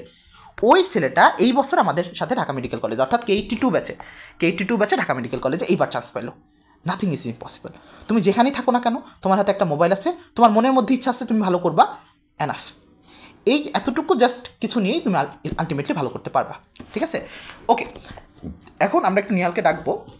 তার আগে তোমাদেরকে ইন্টারমিডিয়েট লাইফের কয়েকটা সমস্যার কথা বলি। আচ্ছা, উৎস কি আমাদের সাথে আসো? উৎস, মুনতাসির ফাহিম, উৎস জয়েন হয়েছিস? আমার ফ্রেন্ডকে একটু আসতে বলছিলাম, ও তোমাদের সাথে থাকবে। টোটাল অনলাইন ক্লাসের ব্যাপারটা আমি দেখবো, ইয়েটাই হচ্ছে ক্লাস নেওয়ার যে ব্যাপারটা সেটাই আমি দেখবো। আর হচ্ছে পাশাপাশি তোমাদের যে PDF সরবরাহ করা, MCQ পরীক্ষা, রেজাল্ট ইত্যাদি যা যা করা, সেই ব্যাপারটা হচ্ছে উৎস খেয়াল রাখবে। হ্যাঁ, উৎস আমার সাথে ঢাকা মেডিকেল কলেজে পড়ে, আমার রোলমেট, ইনফ্যাক্ট অনেক ভালো একটা ছেলে। আচ্ছা, উৎস হচ্ছে ওদের কলেজ থেকে প্রথম, ওদের কলেজের ইতিহাসে প্রথম যে ঢাকা মেডিকেল কলেজ চান্স পাইছে, হচ্ছে মুন্সিগঞ্জের একটা কলেজ থেকে, এবং উৎস অনেক ভালো একটা ছেলে। ওকে, ওকে বলছিলাম আসতে, ওর মনে হয় একটু জ্বর, আমি নিহালকে একটু ফোন দিতেছি। আচ্ছা, হ্যাঁ নিহাল, ফ্রি আসিস? ফ্রি হতে পারবি? আচ্ছা আচ্ছা, আমি তোকে একটু লিঙ্কটা দিচ্ছি, একটু জয়েন করিস। হ্যাঁ, কাইন্ডলি। ওকে ওকে ওকে ওকে, ঠিক আছে। ওকে, আমি একটু নিহালকে লিঙ্কটা দিতেছি, একটু আমাকে 1 মিনিট সময় দিবা। আচ্ছা, নিহালও আমাদের ঢাকা মেডিকেল কলেজের একটা জেমস বলতে পারো। নিহাল হচ্ছে অনেক ভালো করে, ও বিশেষ করে হচ্ছে আমাদের ঢাকা মেডিকেলের যে ইন্টারনাল পরীক্ষাগুলো হয়, প্রফেশনাল এক্সামগুলো হয়, সেখানে কিন্তু প্লেস করে, এবং একাডেমিক লাইফেও নিহালের অনেক ভালো রেজাল্ট। ময়মনসিংহে বোর্ডের রেজাল্ট করা, সে বোর্ডের মধ্যেই স্ট্যান্ড করা, এবং নিহাল কিন্তু হচ্ছে ঢাকা মেডিকেল কলেজে একই সাথে ঢাকা মেডিকেলে চান্স পাইছে, ঢাকা বিশ্ববিদ্যালয়ে চান্স পাইছে, এবং বুয়েটে চান্স পাইছে। দুইটা জায়গাকে বাদ রেখে সে এসে ঢাকা মেডিকেল কলেজে পড়তেছে, জাতির জন্য একটা ভালো দিক বলতে পারো এটা অবশ্যই। হ্যাঁ, নিহাল আসবে তোমাদের সামনে, নিহালের কাছে অনেক কোয়েশ্চেন তোমরা করতে পারবা, ঠিক আছে। মাশাআল্লাহ, অনেক স্টুডেন্ট হয়েছে তোমার ওরিয়েন্টেশন ক্লাসে, ঠিক আছে। এখন শেষ পর্যন্ত এটা ধরে রাখাটাই ব্যাপার, আমি রেকর্ড করতেছি, রেকর্ড ক্লাসটা দিয়ে দিব, যারা মিস করতেছে পরবর্তীতে পার্টটা রেকর্ডিং দেখে নিতে পারবা। এখন কয়েকটা ব্যাপার বলি একটু। ইন্টারমিডিয়েট লাইফে তোমাদের 3টা শত্রু আছে, 3টা জিনিসকে ওভারকাম করবা, অ্যাডমিশন লাইফ স্মুথলি চলে যাবে। অ্যাডমিশন এবং একাডেমিক দুইটা লাইফে তোমার স্মুথলি চলে যাবে, জাস্ট 3টা জিনিসকে ওভারকাম করতে হবে। 3টা এখন থেকে মাথার মধ্যে ঢুকায় রাখো ভাইয়া, এই 3টা জিনিসের ফাঁদে আমরা পড়বো না, একাডেমিক এবং অ্যাডমিশন লাইফ স্মুথলি যাবে। 1 নাম্বার, সব থেকে বেশি খারাপ যেটা, মোবাইলের নেশা। মোবাইল, সেটা হতে পারে গেমস, সেটা হতে পারে চ্যাটিং, সেটা হতে পারে আড্ডা, বা যেটাই হোক না কেন, অনেকে ভিডিও করে, বা হচ্ছে রিলস দেখা, বা টিকটক করা, যেটাই বলো না কেন, মোবাইলের নেশা প্রথমে তোমাদেরকে বাদ রাখতে হবে। 3টা জিনিসের মধ্যে 1 নাম্বারটা হচ্ছে মোবাইল। প্রথমে গিয়ে হেরে গেলে হবে না ভাইয়া, মোবাইলটাকে একেবারে বাদ রাখতে হবে। 2 নাম্বার হচ্ছে রিলেশনশিপ। একটু খোলামেলা বলি, রিলেশনশিপ। এতদিন বয়েজ এবং গার্লস স্টুডেন্টরা বয়েজ গার্লসে আলাদা আলাদা করে পড়ছো, আমাদের বয়েজে কোনো মেয়ে নেই, গার্লসে কোনো ছেলে নেই, তো আলাদা আলাদা করে পড়ছো, তাদের মধ্যে ইন্টারাকশন কম হয়েছে। এখন কলেজ লাইফে মিক্সড কলেজ, তাই না? আমরা কেসি কলেজ যখন ভর্তি হবো বা যে কোনো কলেজে গেলে মিক্সড কলেজ, তো আমাদের হিউম্যান নেচার, বায়োলজিক্যাল নেচার হিসেবে তোমাকে অপোজিট জেন্ডার অবশ্যই অ্যাট্রাক্ট করবে, এটা করাটা স্বাভাবিক। বরং যাদের ক্ষেত্রে না করবে তাদের সমস্যা থাকতে পারে, হরমোনাল সমস্যা থাকতে পারে, বরং অ্যাট্রাকশনটা আসাটা স্বাভাবিক। কিন্তু ভুল করেও যদি ভাইয়া তুমি আগামী যে 2 বছর থেকে 3 বছর সময় আছে, এই সময়ের মধ্যে, হ্যাঁ রিলেশনশিপ ভুল গেছে, আমি জাস্ট হচ্ছে বোঝানোর জন্য লিখছি রে, বোকা বোঝে না। আচ্ছা, এই 2 বছর থেকে 3 বছর সময়ের মধ্যে তুমি যদি এই জিনিসটার মধ্যে পড়ো, বিশ্বাস করো, লিখে রাখো 100%, তুমি যতই তোমার পার্টনারের সাথে কমিটমেন্ট করো, দেখো আমরা হচ্ছে একসাথে এখন আছি, এরপরে ভালো জায়গাতে চান্স পেয়ে ইনশাল্লাহ বিয়ে করে ফেলবো, একসাথে মেডিকেলে পড়বো, একসাথে বুয়েটে পড়বো, ভাই বিশ্বাস কর, আমার কথা 100% লিখে রাখো। তুমি রিলেশনশিপ মেনটেন করে তুমি এইচএসসির পরে গিয়ে, এইচএসসিতে ভালো করতে পারলো, অ্যাডমিশনে ভালো করা ইম্পসিবল। আমাদের সাথে যতগুলো পোলাপাইন, যতগুলো ছেলে এবং মেয়ে রিলেশনশিপের মধ্যে ইনভলভ ছিল, রিলেশনশিপ স্ট্যাটাস ছিল, ইস্যু ছিল, ওরা প্রত্যেকে খারাপ করছে, অ্যাডমিশনে গিয়ে ঝরে পড়ছে। অনেক ভালো করার কথা ছিল, ঝরে পড়ছে। লিখে রাখো, জাস্ট লিখে রাখো যে ভাইয়া আপনার সাথে চ্যালেঞ্জ নিলাম, আমি রিলেশনশিপ মেনটেন করে অ্যাডমিশনে ভালো করবো, লিখে রাখো, চ্যালেঞ্জে হারবা। দেখি নাই এই পর্যন্ত, আমার ব্যাচমেটের মধ্যেও দেখি নাই, আমার যারা চান্স পাইছে ওদের মধ্যেও দেখি নাই, ইনশাল্লাহ তোমাদের মধ্যেও দেখবো না। তাও যদি চ্যালেঞ্জ নিয়ে নিজের জীবন নষ্ট করতে চাও, you are most welcome. 3 number issue, সেটা হচ্ছে আড্ডা। ADDA, আড্ডা। এই জিনিসটা অনেক সময় অনেক বেড়ে যায়। আড্ডা বেড়ে যায় কেন? সেটা হচ্ছে এতদিন তোমরা অনেকে ইন্ট্রোভার্ট টাইপের ছিল, একটু কলেজ স্কুল বেশি, স্কুলে যেতা আসতা, নিজেদের মতন পড়াশোনা করতাম। এখন একটু কলেজে ফ্রেন্ড সার্কেল হবে, কলেজে গেলে তাদের মধ্যে একটা ছেলে মেয়ের ফ্রেন্ড সার্কেল হয়। রিলেশনশিপের বাইরে গিয়ে অনেক সময় অনেকে কন্ট্রোল করে রিলেশনশিপ ইস্যুটা, বাট আড্ডার ব্যাপারটা কন্ট্রোল হয় না। দোস্ত আজকে চল একটু ঘুরে আসি, চল ইচ্ছে সিঙ্গারা খেয়ে আসি, চল আজকে হচ্ছে একটু হাওড় থেকে ঘুরে আসি, কয়েকটা ছবি তুলে আসি, হ্যাঁ একটু ট্রিপে ঘুরে আসি। আড্ডার ব্যাপারটা একটু তোমাকে অ্যাভয়েড করতে হবে, ফ্রেন্ড সার্কেল থেকে একটু নিজেকে দূরে সরাও যদি ভালো করতে চাও।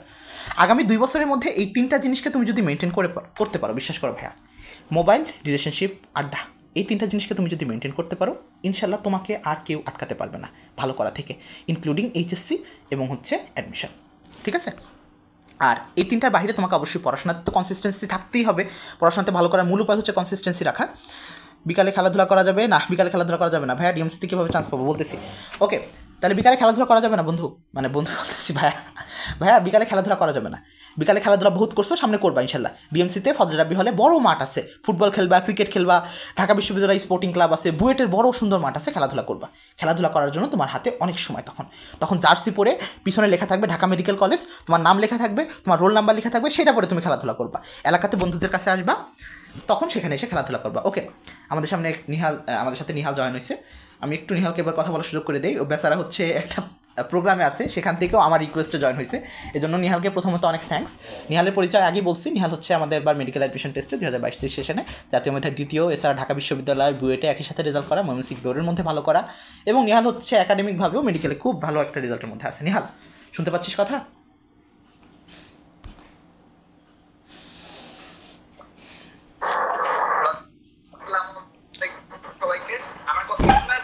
ওকে নিহাল, হ্যাঁ তোর কথা শোনা যাচ্ছে, আমরা শুনতে পাচ্ছি। নিহালের কথা শোনা যায়। আমি নিহালের স্ক্রিনটাকে একটু বড় করে দিচ্ছি। হ্যাঁ নিহাল, আমরা শুনতে পাচ্ছি, তুই বল প্লিজ। আমি তোকে কয়েকটা ব্যাপার একটু আস্ক করবো। নিহাল হচ্ছে একটু ইয়েতে আছে, নিহাল গায়ে হলুদের প্রোগ্রামে গেছে, সেখান থেকে নিহাল আমাদের সামনে অ্যাটেন্ড করছে, এটার জন্য নিহালকে অনেক বেশি থ্যাঙ্কস। নিহাল, আচ্ছা, আমাকে এই প্রোগ্রামে ইনভাইট করার জন্য তো আমি আসলে এক্সট্রিমলি সরি। আমি আমার কাজিনের বিয়ের আজকে গায়ে হলুদের প্রোগ্রাম, তো সেখানে আছি, এখান থেকে তোমাদের সাথে যুক্ত হয়ে গেলাম। আচ্ছা, তোমরা হচ্ছে 27 ব্যাচ, HSC 27 ব্যাচ, তো তোমাদের জন্য আমার যা বলার তা হচ্ছে আসলে তোমাদের HSC পরীক্ষা হবে 2027 সালে এবং এটা হচ্ছে 2025 সালের মাঝামাঝি। তো অনেকেরই মনে হতে পারে যে অনেক টাইম আছে, হ্যাঁ অনেক টাইম বাকি আছে, তো আমি হয়তো একটু স্লোলি শুরু করবো। বাট আমি তোমাদেরকে যেটা বলবো যে ইন্টারমিডিয়েটে 2 বছরে আমাদের রিলেটিভলি অনেক লার্জ একটা সিলেবাস কমপ্লিট করতে হয়, এবং সেখানে আমি তো শুধু খালি আমার এডমিশন ওরিয়েন্টেড প্রিপারেশন নেবো এমন কিন্তু না। আমার আগে HSC দিতে হবে, HSC-তে আমার 7টা সাবজেক্টে অ্যাপিয়ার করতে হবে, সেখানে বাংলা সিলেবাস অনেক ফাস্ট, দেন হচ্ছে ICT is pretty much challenging, then হচ্ছে ইংলিশ, এই সব কিছু মিলিয়ে তার পাশাপাশি অ্যাডমিশন একটা ভালো পজিশন সিকিউর করা ইটস প্রিটি মাচ ডিফিকাল্ট। আমরা ছিলাম 2022 ব্যাচ, তো ওটা ইট ওয়াজ 5 ইয়ার্স ব্যাক, তাই না? তখনকার সিনারিও আর এখনকার scenario it change pretty much. আমাদের সময় তখন কোভিড এর কারণে আমাদের সংক্ষিপ্ত সিলেবাসে এক্সাম হয়েছে, দেন আমাদের মানবন্টন কম রিডিউস ছিল, বাট তোমরা কিন্তু একদম ফুল সিলেবাসে ফুল লেন্থ সিলেবাসে এক্সাম দিবা, এবং সেইগুলো এই 2 বছরের মধ্যে শেষ করা খুবই চ্যালেঞ্জিং হবে বলে আমি মনে করি, কারণ আমি নিজেও ওই চ্যালেঞ্জিং সিচুয়েশনের মধ্যে দিয়ে যাইনি। তো আমি তোমাদেরকে যেটা বলবো, তোমরা যদি ভালো কিছু করতে চাও, একজন লিখেছে কোন আসতেছে ভাইয়া, তুমি ধরে নাও যে তোমার এক্সাম নর্মাল ভাবেই হবে, হ্যাঁ কোভিড আসতেছে এবং এখন কিন্তু উই আর বেটার ইকুইপড, ঠিক আছে, আমাদের অলরেডি ভ্যাকসিন আছে, তো ওইটা নিয়ে তোমার টেনশন করার কিছু নাই। কোভিড আমি তোমাদেরকে যেটা বলবো, তোমরা যদি চাও যে অ্যাডমিশন একটা ভালো রেজাল্ট করতে, কারণ আমাদের তো এখন আলটিমেটলি গোল হচ্ছে অ্যাডমিশন, তাই না? তাহলে শুরু থেকেই তোমাদের গাইডলাইনটুকু সেভাবে পেতে হবে, এবং সেক্ষেত্রে তোমাদের সিএম ভাইয়া এবং আরো যারা আছে তারা কিন্তু তোমাদেরকে নিয়ে কাজ করতেছে, তোমাদের 27 ব্যাচ নিয়ে কাজ করবে, 26 ব্যাচকে নিয়ে তারা কাজ করেছে, 25 ব্যাচকে নিয়ে কাজ করেছে, এরই ধারাবাহিকতা এখন ওরা মোটামুটি অভিজ্ঞ এবং তোমাদের। আচ্ছা, আমার কথা শোনা যায় না ঠিক মতো? আচ্ছা, আমি আমার ভিডিওটা একটু অফ করি, এখন আসলে কথা শোনা যাবে। তো আমি তোমাদেরকে যেটা বলবো যে ওরা কিন্তু দীর্ঘদিন ধরে তোমাদের স্টুডেন্টদের জন্য কাজ করতেছে, তো আশা করি যে ওরা তোমাদেরকে ভালো একটা সার্ভিস দিতে পারবে। এবং আমরা যারা ঢাকা মেডিকেল কলেজে যারা আছি বা বুয়েটে যারা আছি, তারা কিন্তু লোকাল টিচারদের আমি নিজে পার্সোনালি মনে করি যে we can provide much better service. Okay, তো তোমরা যারা 26 ব্যাচ 25 ব্যাচ সিএমের উপর ভরসা রেখেছিলে, আমি বলবো যে 27 ব্যাচও you can rely on him, এবং তোমরা যথেষ্ট ভালো করবে আমি মনে করি ওদের গাইডলাইনকে। এবং তোমাদের সবার জন্য শুভকামনা, তোমরা ভালো থাকো, ভালো মতন পড়াশোনা করো, দেশের জন্য ভালো নাগরিক হও, দেশের উন্নতিতে কন্ট্রিবিউট করো, এবং আমার জন্য দোয়া করিও যেন আমি ভালো করতে পারি। তোমাদের সবাইকে অনেক অনেক ধন্যবাদ। আসসালামু আলাইকুম। Thank you Nihal. ইনশাআল্লাহ সামনে আবার কথা হবে নিহালের সাথে। নিহাল যেহেতু প্রোগ্রাম থেকে অ্যাটেন্ড করলি, ঠিক আছে ঠিক আছে, ওকে নিহাল, আল্লাহ হাফেজ। তুই একটু সময় দে। নিহালকে আবার ইনশাআল্লাহ আমরা সামনে পাবো, ক্লাসে ইনশাআল্লাহ পাবো। নিহালকে পাবা, রাফসানকে পাবা, আমাদের জাতীয় মেধায় প্রথম স্টুডেন্টকে তুমি পাবা। তারপরে তোমাদের বার কোচিং কলেজ থেকে যারা চান্স পাচ্ছে তাদের সাথে দেখা হবে, বুয়েটের ভাইয়াদের সাথে দেখা হবে। দেখো অনলাইনে ক্লাসের কিন্তু এই আর একটা সুবিধা, তুমি ক্লাসে বসে থেকে টিচারের কাছে গিয়ে কখনোই আসিফ মাহমুদ রহমান নিহালের সাথে তুমি কথা বলতে পারতা না, বা নিহাল ভাইয়ের পরামর্শগুলো শুনতে পারতা না। এরপরে হয়তো বা নেক্সট ক্লাসে রাফসান ভাইয়ের সাথে আমাদের দেখা হতে পারে। তারপরে হচ্ছে ওই যে এই বছর যে মেডিকেল অ্যাডমিশন টেস্টে ফার্স্ট হলো সুশোভন বাসার, তাদের সাথে দেখা হতে পারে। টপারদের কথাবার্তা, তাদের স্ট্র্যাটেজি যখন তুমি শিখবা, তোমার যেই রানওয়েটা সেটা টপারদের মতনই হবে, তাই না?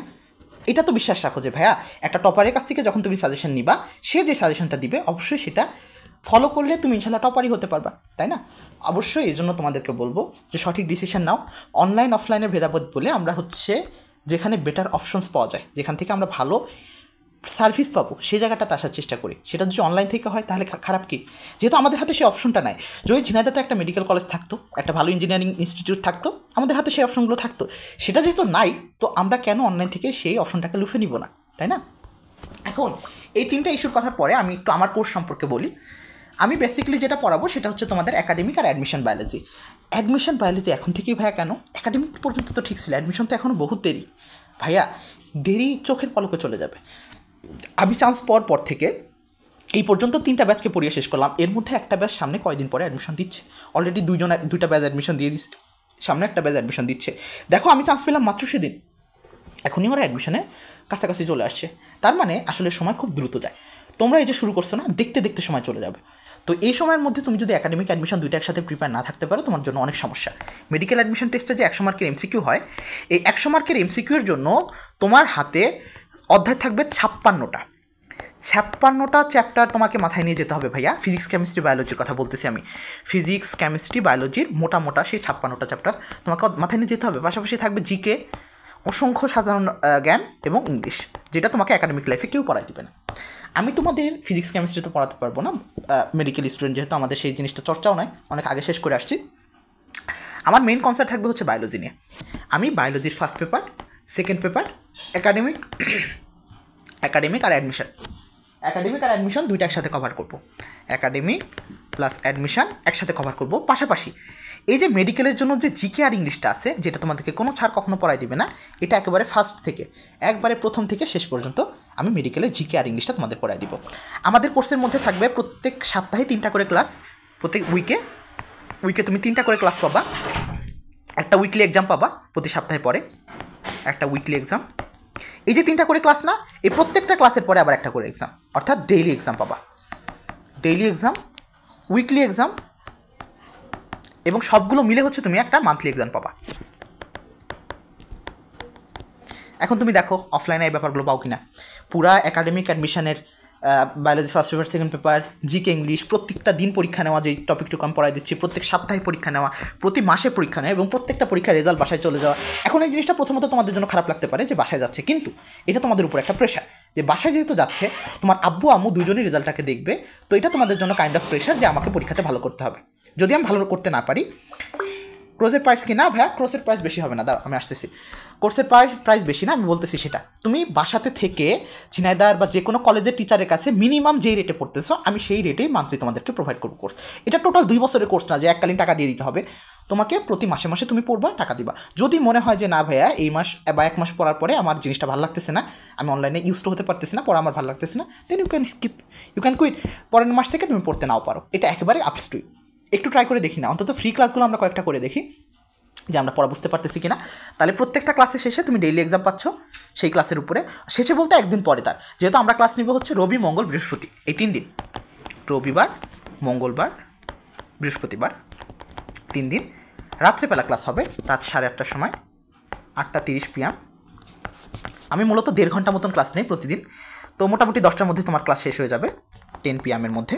তো রাত 8:30 থেকে 10টা পর্যন্ত রবি, মঙ্গল, বৃহস্পতি তোমাদের অনলাইনে ক্লাস হবে, এবং রবি মঙ্গল বৃহস্পতি ক্লাস হবে, বাকি যে শনি সোম বুধ থাকবে সেই শনি সোম বুধ ওই ক্লাসটা যেটা আমি রবিবারে মনে করো ক্লাস নিলাম, রবিবারের ক্লাসের উপরে সোমবার একটা এক্সাম থাকবে, মঙ্গলবারের ক্লাসের উপরে বুধবার একটা এক্সাম থাকবে, আর বৃহস্পতিবারের ক্লাসের উপরে কোনো এক্সাম নাই, বরং শুক্রবারের ক্লাসের উপরে এই রবি মঙ্গল বৃহস্পতি তিনটা যে ক্লাস হয়েছে তিনটার উপরে এক্সাম থাকবে একেবারে শুক্রবারে।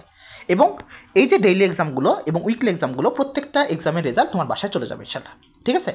এখন এটা তোমার জন্য ভালো বা খারাপ যেটাই মনে করো না কেন, আমি ওই যে বলছিলাম না ভাইয়া, ফাঁকিবাজ যারা স্টুডেন্ট আসো তাদের নিয়ে কাজ করে আমার অন্তত পক্ষে কোনো লাভ নেই, তাদের জন্য এত খাটনি করে আমার মেডিকেলে পড়াশোনা বাদ রেখে তোমাদের পিছনে টাইম দিয়ে কোনো লাভ নেই। তো এই জন্য আসলেই যারা ভালো করতে চাও, ভালো পড়াশোনা করতে চাও তাদের জন্য এটা জাস্ট। তুমি যদি ফাঁকি দেওয়ার চিন্তাভাবনা করো যে কোন কোন অ্যাঙ্গেল দিয়ে আমি ফাঁকি দিয়ে বের হতে চাই, তাহলে ভাইয়া প্লিজ ইউ ক্যান স্কিপ, এটা তোমার জন্য না। তুমি কলেজের টিচারদের কাছে পড়ে এইচএসসিতে ভালো করে নামের পাশে GPA 5 লাগাতে পারো, সেটা একেবারে কমপ্লিটলি তোমার উপরে। বাবা মাকে সেই ব্যাপারটা নিয়ে তুমি ধোকাও দিতে পারো, এটাও তোমার উপরে, যে না আমি ভালো করছি, আমি ভালো স্যারদের কাছে পড়ছি, এইচএসসিতে ভালো করছি, আমার GPA 5 আর কী চাও। এরপরে যদি আলটিমেটলি শেষে গিয়ে তোমার কোনো জায়গাতে চান্স না হয়, তুমি বাসায় জাস্ট বসে থাকো 2টা GPA 5 নিয়ে, এটাও ড্রাইভার তোমারই নিতে হবে। একটা ব্যাপার মনে রাখবা, সেটা হচ্ছে ক্লাস 10 পর্যন্ত তোমার কাছে যে পরীক্ষাগুলো ছিল সেটাতে আলটিমেটলি তোমার বাবা মার একটাই ইচ্ছা ছিল যে তুমি জাস্ট GPA 5 পাও। এখন তোমার উপরে তাদের এক্সপেকটেশনটা অনেক বেশি, কারণ এই সামনের অ্যাডমিশন পরীক্ষাটা তোমাকে একটা পরিচয় দিবে, এটা তোমার একটা পরিচয়ের পরীক্ষা। এই অ্যাডমিশন পরীক্ষাটার পরে তুমি নিজেকে পরিচয় দিতে পারবা, আমি ঢাকা বিশ্ববিদ্যালয়ের স্টুডেন্ট, আমি ঢাকা মেডিকেলের স্টুডেন্ট, আমি বুয়েটের স্টুডেন্ট। এই পরিচয়টা তোমার জন্য অনেক বড় একটা ম্যাটার, এবং বিশ্বাস করো এই পরিচয়টা তোমাকে সারা জীবন বহন করতে হবে, কর্মক্ষেত্রে বলো বা যে কোনো জায়গাতে বলো, এই পরিচয়টা নিয়ে বড় হবে। ইনফ্যাক্ট তোমার নেক্সট জেনারেশন, তোমার বাচ্চা কাছে যারা হবে তারাও সেই পরিচয়টাই দিবে যে আমার বাবা অমুক ক্যাম্পাস থেকে আসছে বা আমার মা অমুক ক্যাম্পাস থেকে আসছে, ঠিক আছে। তো এখন ওকে ভাইয়া, বিদেশ যারা যেতে চাও তাদের ক্ষেত্রে তার কিছু বলার নেই। বিদেশ যাওয়ার ক্ষেত্রে অবশ্যই তোমার সেই ক্ষেত্রে এইচএসসিতে ভালো রেজাল্ট করতে হবে, নাহলে তুমি বাপের টাকা দিয়ে, যদি বাপের অনেক বেশি টাকা থাকে তাহলে তোমার পড়াশোনা করার কোনো দরকার নেই ভাইয়া, তুমি রেস্ট নিতে পারো, ঠিক আছে। যাদের ক্ষেত্রে সেই ইন্টেনশনগুলো আছে তাদের আগেই বলছি ভাইয়া, তোমার যদি মনে হয় যে না ভাইয়া অনলাইনে হচ্ছে ভালো লাগতেছে না, অনলাইনে পড়াশোনা করবো না, স্কিপ। তোমার মনে হতে পারে ভাইয়া পড়াশোনায় আমার কাছে ভালো লাগে না, দেন ইউ ক্যান স্কিপ। তোমার যদি মনে হয় যে না ভাইয়া আমি বাসায় থেকে অফলাইনে পড়াশোনা করবো, ইউ ক্যান স্কিপ। যদি মনে হয় যে না আমি ঝিনাইদহে থেকে ঢাকা মেডিকেল কলেজের একটা ভাইয়ের কাছ থেকে এখান থেকে সেবা নিয়ে আমি ঢাকাতে গিয়ে ওদের সাথে কম্পিটিট করবো, সারা বাংলাদেশি স্টুডেন্টের সাথে কম্পিটিট করবো, তাহলে মনে হয় সেটা তোমাদের জন্য একটা অপরচুনিটিস, ঠিক আছে। তো ইনশাল্লাহ আমরা বেশি দেরি করবো না, প্রায় 10টার কাছাকাছি বেজে গেছে। তো আমি যে কোর্স প্ল্যানটা বলে দিচ্ছি অলরেডি, আমি হচ্ছে biology first paper second paper পড়াবো। আমাদের মেন যে 2টা রাইটার আবুল হাসান স্যারের বই এবং গাজী আজমল স্যারের বই, একটু তোমাদেরকে বলবো যারা ক্লাস করবা আজকের মধ্যে বইটাকে কিনে ফেলতে। 2টা রাইটারের বই একটু লিখে দিই আমি ফার্স্ট পেপারের জন্য। প্রথম পত্র জীববিজ্ঞান, প্রথম পত্র হচ্ছে আবুল হাসান স্যারের বইটা কিনবা, আবুল হাসান স্যার। এবং দ্বিতীয় পত্র হ্যাঁ তামিম হাসান, প্লিজ। এখন তো লেটেস্ট এডিশনের বই বেরোয়নি। ওকে আসতেছি সেটাতে। আজমল স্যারের বইটা কিনো, পুরাতনটাই কিনো, লেটেস্টটার জন্য অপেক্ষা কেন করবো ভাইয়া? লেটেস্টটা বের হলে লেটেস্টের যে ইনফরমেশন আমি তোমাকে দিয়ে দিব, আর কোনো সমস্যা? এখন পুরাতনটা পড়ো, সেকেন্ড ইয়ারে গিয়ে আরও লেটেস্টটা কিনবা, কিছুদিন পর একটা লেটেস্ট বের হবে, তোমরা যখন সেকেন্ড ইয়ারে পড়বা আরেকটা লেটেস্ট বের হবে, কয়টা কিনে পারবা? এই জন্য বুদ্ধিমানের উপায় হচ্ছে এখন তুমি কিনে ফেলো, এখন কিনো। বিশ্বাস করো ভাই, যেদিন লেটেস্ট এডিশন বের হবে সেদিনই আমি লেটেস্ট এডিশনের PDF পেয়ে যাবো, সেই PDF থেকে যে এক্সট্রা ইনফরমেশন আসবে তোমাকে আমি দিয়ে দিব, এটা নিয়ে জন্য কোনো টেনশন করার দরকার নেই। এই জায়গাগুলো থেকেই তোমরা অন্যদের থেকে এগিয়ে থাকবা ইনশাল্লাহ, ঠিক আছে। তো এক্সট্রা ইনফরমেশান, অন্য রাইটারের বইয়ের ইনফরমেশান, লেটেস্ট ইনফরমেশান, এগুলো নিয়ে কোনো চিন্তা করার দরকার নেই। তোমাদেরকে যেভাবে বলবো জাস্ট তোমরা এখন বই কিনে পড়া শুরু করে দাও, ঠিক আছে। কারণ হচ্ছে হাসান হবে, হাসাত লিখে বলছে, ওকে। কারণ হচ্ছে তুমি যত এখন বসে থাকবা লেটেস্ট এডিশন বের হওয়ার জন্য, কারণ এই যে গাজী আজমল স্যারের বই সেকেন্ড পেপার, ইনি এমন একজন মানুষ তিনি প্রতি 6 মাস পর বা 1 বছর পর এডিশন চেঞ্জ করে এবং এডিশনের মধ্যে নতুন অনেক ইনফরমেশন এনে রাখেন। এখন তুমি যদি চিন্তা করো লেটেস্ট এডিশন বের হওয়ার পরে কিনবো, তাহলে তুমি কিন্তু অন্যদিকে পিছিয়ে যাবে। ইন্টারমিডিয়েট লাইফের 16 মাস সময়ের মধ্যে একটা দিনও তুমি যদি নষ্ট করো, একটা দিন, 16 মাস অনেক বেশি সময় মনে হচ্ছে না? 16 গুণ 30 করো, অনেক বেশি। এই 16 গুণ 30 এই সময়ের মধ্যে তুমি যদি একটা দিন হিসাব করো, একটা দিনের কথা আমি যদি বলি, একটা দিন ওয়েস্ট করো, এই একটা দিনের যে তোমার খেসারত সেটাকে তোমার এইচএসসিতে অথবা অ্যাডমিশনে দেওয়াই লাগবে, লিখে রাখো। একটা দিন তুমি ফাঁকি দিয়ে দেখো, সেটার জন্য তোমাকে খেসারত এইচএসসি বা অ্যাডমিশনে দিতে হবে, কারণ এখানকার সিলেবাসটা এত বেশি ফাস্ট। অ্যাডমিশনের জন্য এবং একাডেমিকের জন্য ফুল সিলেবাস তাও তোমরা পড়তেছো, চিন্তা করো ফুল সিলেবাস। আমরা কয়েকটা ব্যাচ, 22 ব্যাচ, 20 ব্যাচ, 23 ব্যাচ, আমরা শর্ট সিলেবাস পড়ছিলাম, 50% সিলেবাস লেস, তোমরা ফুল সিলেবাস পড়তে হচ্ছে। অনেক হিউজ পরিমাণ চ্যাপ্টার, এতগুলো চ্যাপ্টার শেষ করে আর শুধুমাত্র একটা রাইটারের বই না, আলাদা রাইটারের বই পড়ে, নতুন এডিশনের ইনফরমেশান পড়ে, এর মধ্যে আবার এক্সট্রা জিকে ইংলিশ পড়ে প্রিপারেশান নেওয়া, জীবন বের হয়ে যাবে যদি কিনা তোমরা ফাঁকি দেওয়ার ইন্টেনশন থাকে। এই জন্য যদি কারো চিন্তা থাকে যে না ভাই আমরা ফাঁকি দিতে চাই, একটু রিল্যাক্সে পড়াশোনা করতে চাই, তাহলে কোর্সটা তাদের জন্য না, ঠিক আছে। যদি একমাত্র ইন্টেনশন থাকে না এই 2 বছর আমি কষ্ট করব, যত পারা যায় কষ্ট করব, এরপরে থেকে আমার শান্তি। আমি একটা ক্যাম্পাসে চলে যাই, বিশ্বাস করো মেডিকেল, বুয়েট বা ঢাকা বিশ্ববিদ্যালয় ক্যাম্পাসে পড়াশোনার অনেক কম, পড়াশোনার যেই তোমার প্রেশারটা অনেক বেশি কম। তুমি যদি চাও অনেক বেশি মেনটেন করতে পারো, সারাদিনের মধ্যে যতটুকু 3 থেকে 4 ঘন্টা বা 5 ঘন্টা হ্যাশ পড়লে হয়ে যায়, পরীক্ষার আগেরগুলোতে পড়ে। অন্তত তার কিছু হোক না হোক তুমি তো তখন ইনসিকিউর না, তোমার কাছে একটা ত্যাগ থাকবে, তুমি তখন নিজের পড়াশোনা গুছায় ঠিকই ফেলতে পারবা। ঠিক আছে, এই জন্য বলবো 2টা বছর কষ্ট করো, 27 সাল পর্যন্ত পরীক্ষা দাও, কষ্ট করো, এরপরে আলটিমেটলি তোমার লাইফে যা যা আছে সব কিছু করো। মান্থলি সাবস্ক্রিপশন না, মান্থলি সাবস্ক্রিপশন বলতে পেমেন্ট ভাইয়া, পেমেন্ট সিস্টেম। আমরা হচ্ছে প্রতি মাসে মাসে পেমেন্ট নিব, প্রতি মাসের 1 থেকে 10 তারিখের মধ্যে পেমেন্ট নিব। আর প্রতি ভাইয়া 2টা রাইটারই কি, হ্যাঁ 2টাই এখন কিনে ফেলো, 2টা এখনই কিনে ফেলো। 2টা বিশেষ করে আমরা হচ্ছে আসলে অল্টারনেট করে পড়াবো। তো যদি গাজী আজমলটা না কিনতে চাও তো আবুল হাসান স্যার কিনে ফেলো। গাজী আজমল নিয়ে অনেকের কনফিউশন থাকতে পারে ভাইয়া, কারণ গাজী আজমলের এডিশনটা চেঞ্জ হয়। গাজী আজমলের এডিশনটা কিছুদিন পর পরে যে বললাম অনেক বেশি চেঞ্জ হয়, কিন্তু হাসান স্যারের বই চেঞ্জ হয় না, হাসান স্যারের বই মোটামুটি ফ্রেশ থাকে। এই জন্য আর কিছু না হোক আমাদের নেক্সট ক্লাস থেকে হাসান স্যারের বই পড়াবো। এই জন্য প্রতি ব্যাচে কয়জন না ভাইয়া, প্রতি ব্যাচ না ভাইয়া, আমাদের একটাই ব্যাচ থাকবে ইন্টারফ্রেন্স 4.0। অনলাইন ব্যাচে তুমি 100 জন পড়ো, 1000 জন পড়ো, কোনো সমস্যা নাই, তুমি প্রত্যেকটা স্টুডেন্ট ইন্ডিভিজুয়ালি আমার অ্যাটেনশন পাবা। ঠিক আছে, আমি আলাদা করে কোনো ব্যাচ নাই, একটা মাত্র ব্যাচ থাকবে, সেই ব্যাচের মধ্যেই সবাই থাকবে ইনশাল্লাহ। ঠিক আছে, এটা নিয়ে অবজেকশন থাকলে প্রাইভেট কোনো ব্যাচ করতে চাইলে সেই ক্ষেত্রে আমার কোনো সুযোগ থাকবে না, কারণ ভাইয়া আমার নিজের মেডিকেলে পড়াশোনা আছে, তাই না? আমি রেখে আমি তোমাদেরকে 3টা 4টা ব্যাচ করে আলটিমেটলি আমার পড়ানোর সুযোগ নেই, তাই না? আমার আলটিমেট গোল কি, আমার ডাক্তার হতে হবে, তোমাদের আলটিমেট গোল কি মেডিকেলে চান্স পেতে হবে। তো এই জন্য সব কিছু মিলিয়ে আমাদের একটা মাত্র ব্যাচ থাকবে। তাহলে নয়ন ভাইয়া বললো তো ভার্সিটি লেভেলে উঠো, মারা খাবার 10x বেশি না। নয়ন ভাইয়া মারা খাচ্ছে রে, নয়ন ভাইয়া বললো না 10x বেশি মারা খাবার। নয়ন ভাইটা এখন টিউশন করতেছে ঝিনাইদাতে এসে, করতেছে না? ঢাকাতে গিয়ে টিউশন করবো, পড়াশোনা করতেছে, খেলা করতেছে, অন্তত বলতে তো পারতেছে আমি হচ্ছে নয়নকুণ্ডু বুয়েটে পড়ি, বুয়েটে বায়োমেডিক্যাল ইঞ্জিনিয়ারিংয়ে পড়ি। ঠিক আছে ভাই, তুমি 10x বেশি মারা খাও, 10x বেশি মারা ওরকমটা না, যারা পড়াশোনা করে না ওদের জন্য সবসময় মারা।